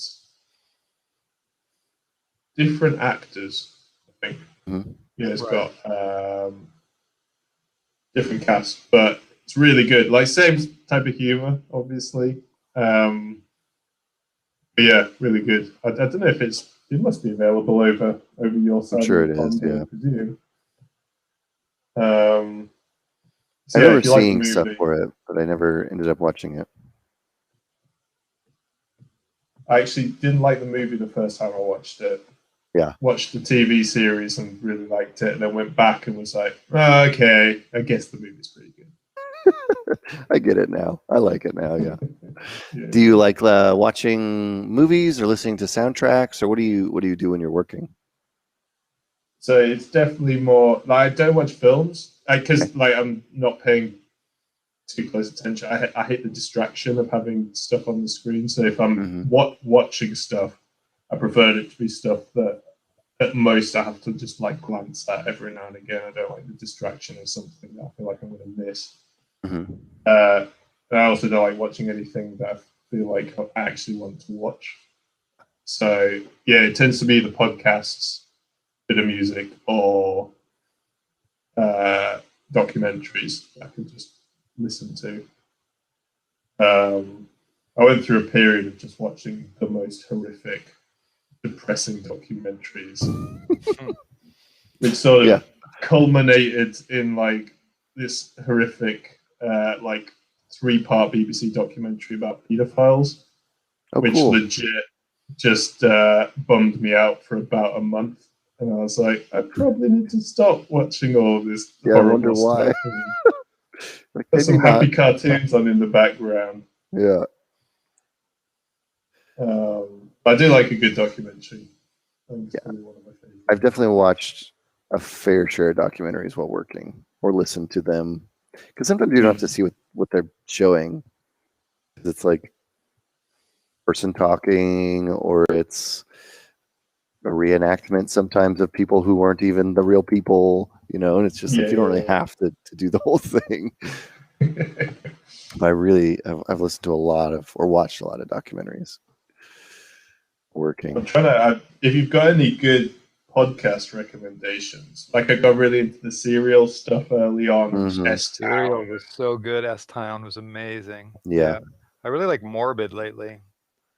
I haven't heard. It's a true crime podcast. Okay. But a lot of murder. But it's like a lot of crazy cases that are fascinating. Well, it's been a while since I watched some depressing murder things, so maybe I'll add that bit back into the get back into that headspace. Yeah, Morbid's done more like from a humorous point of view, so that it's not too dark. Okay. I like 99% Invisible. It's pretty good. I've listened to a few of those. Yeah. Although they seem to have blended in my brain together with a bunch of stuff I was listening to around the same time. Is that one of the sciencey type ones? Sometimes, yeah. Sometimes it's also just like little anecdotes about things. Reply All. Pretty good. You hear, I think it's 13 Minutes to the Moon. I haven't seen, no. I actually just watched, so there was like a film about Neil Armstrong and the moon landing with Ryan Gosling in it that we watched the other night, which is actually a really good film. I can't remember what it's called, but it's quite interesting because it shows how sketchy the whole thing was and how close everyone was to dying all the time. Right. And yeah. 30 Minutes to the Moon apparently was produced I think produced by one of my girlfriend's friends, and I listened to that a while back. But it's a really good mini-series, basically breaking down every minute towards the moon landing. Oh, interesting. Sort of like doing a bit of a backstory about how they technically got there and the scientists involved in programming everything and like all of the technical difficulties of doing it, and again how sketchy it was and how close everything was to just completely just crashing and burning from second to second. So that's a good one. That's good, actually. I'd be down to watch that or listen to that.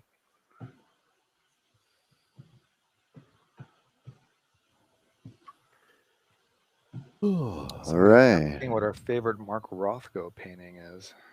Yeah, and a brief explanation of why.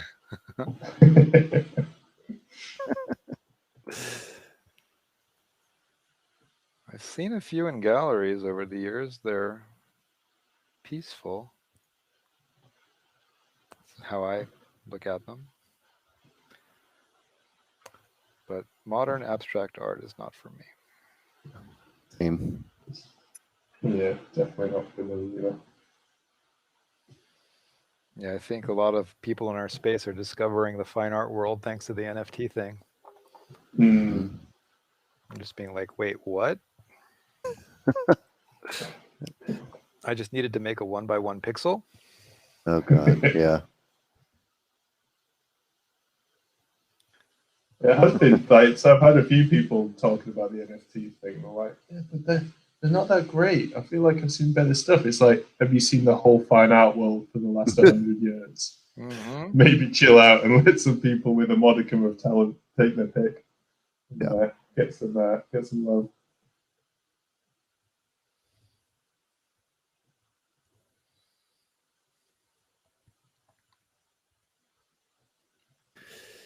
Well, we have 2 minutes left.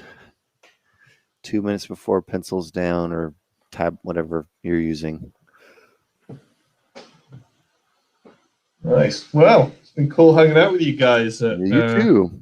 Yeah, late night London time. Yes, thank you for hanging up with us and jamming. I love your dude. I love the yeah, your color creature's pick great. too.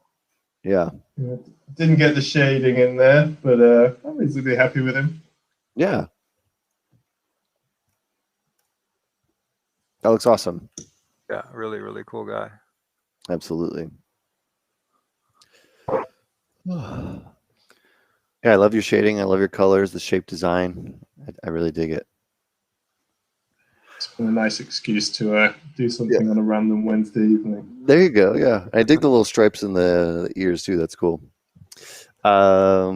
Thanks again, Dave, for hanging with us. For everybody who's watching, we'll be having some more streams this week. So we'll be having a stream tomorrow. I'm going to steal this screen real quick. We'll be having a stream tomorrow about, let me go this way a little bit. Ta-da. With Miguel Ortega and Tran Ma. They'll be discussing animatics for indie filmmakers using Unreal. They did the Unreal Fellowship a couple months ago, and they're going to show their projects that they worked on there. So this will be tomorrow at 7:30 p.m. to 9:30 p.m. Pacific time, which should be awesome. So go ahead and check that out. And then on Friday, we'll be doing a stylized illustrations in Blender, so 3D for 2D. And that'll be on Friday from 11 a.m. to 12:30 Pacific time. So go ahead and check those out and check out those cool events because I'm excited to see a little bit of Unreal work and some Blender work. We're going to get a lot of questions about those on the stream. So if you're interested, go ahead and check those out. Awesome. Put this back here. Alrighty. Well, it is officially 5 o'clock, which means it is extremely late your time, Dave, meaning it's probably 1 in the morning. So I'm going to kill this stream. We're going to play our video on the way out, and I'm going to let you get to bed. Thank you again for hanging with us. It's been really awesome. Thank you. No worries. It's been a pleasure. Yeah, really nice hanging out with you guys. Alrighty, and we'll be here next week. So thanks again to everybody who's watching, and we'll see you next week. Bye. Bye-bye.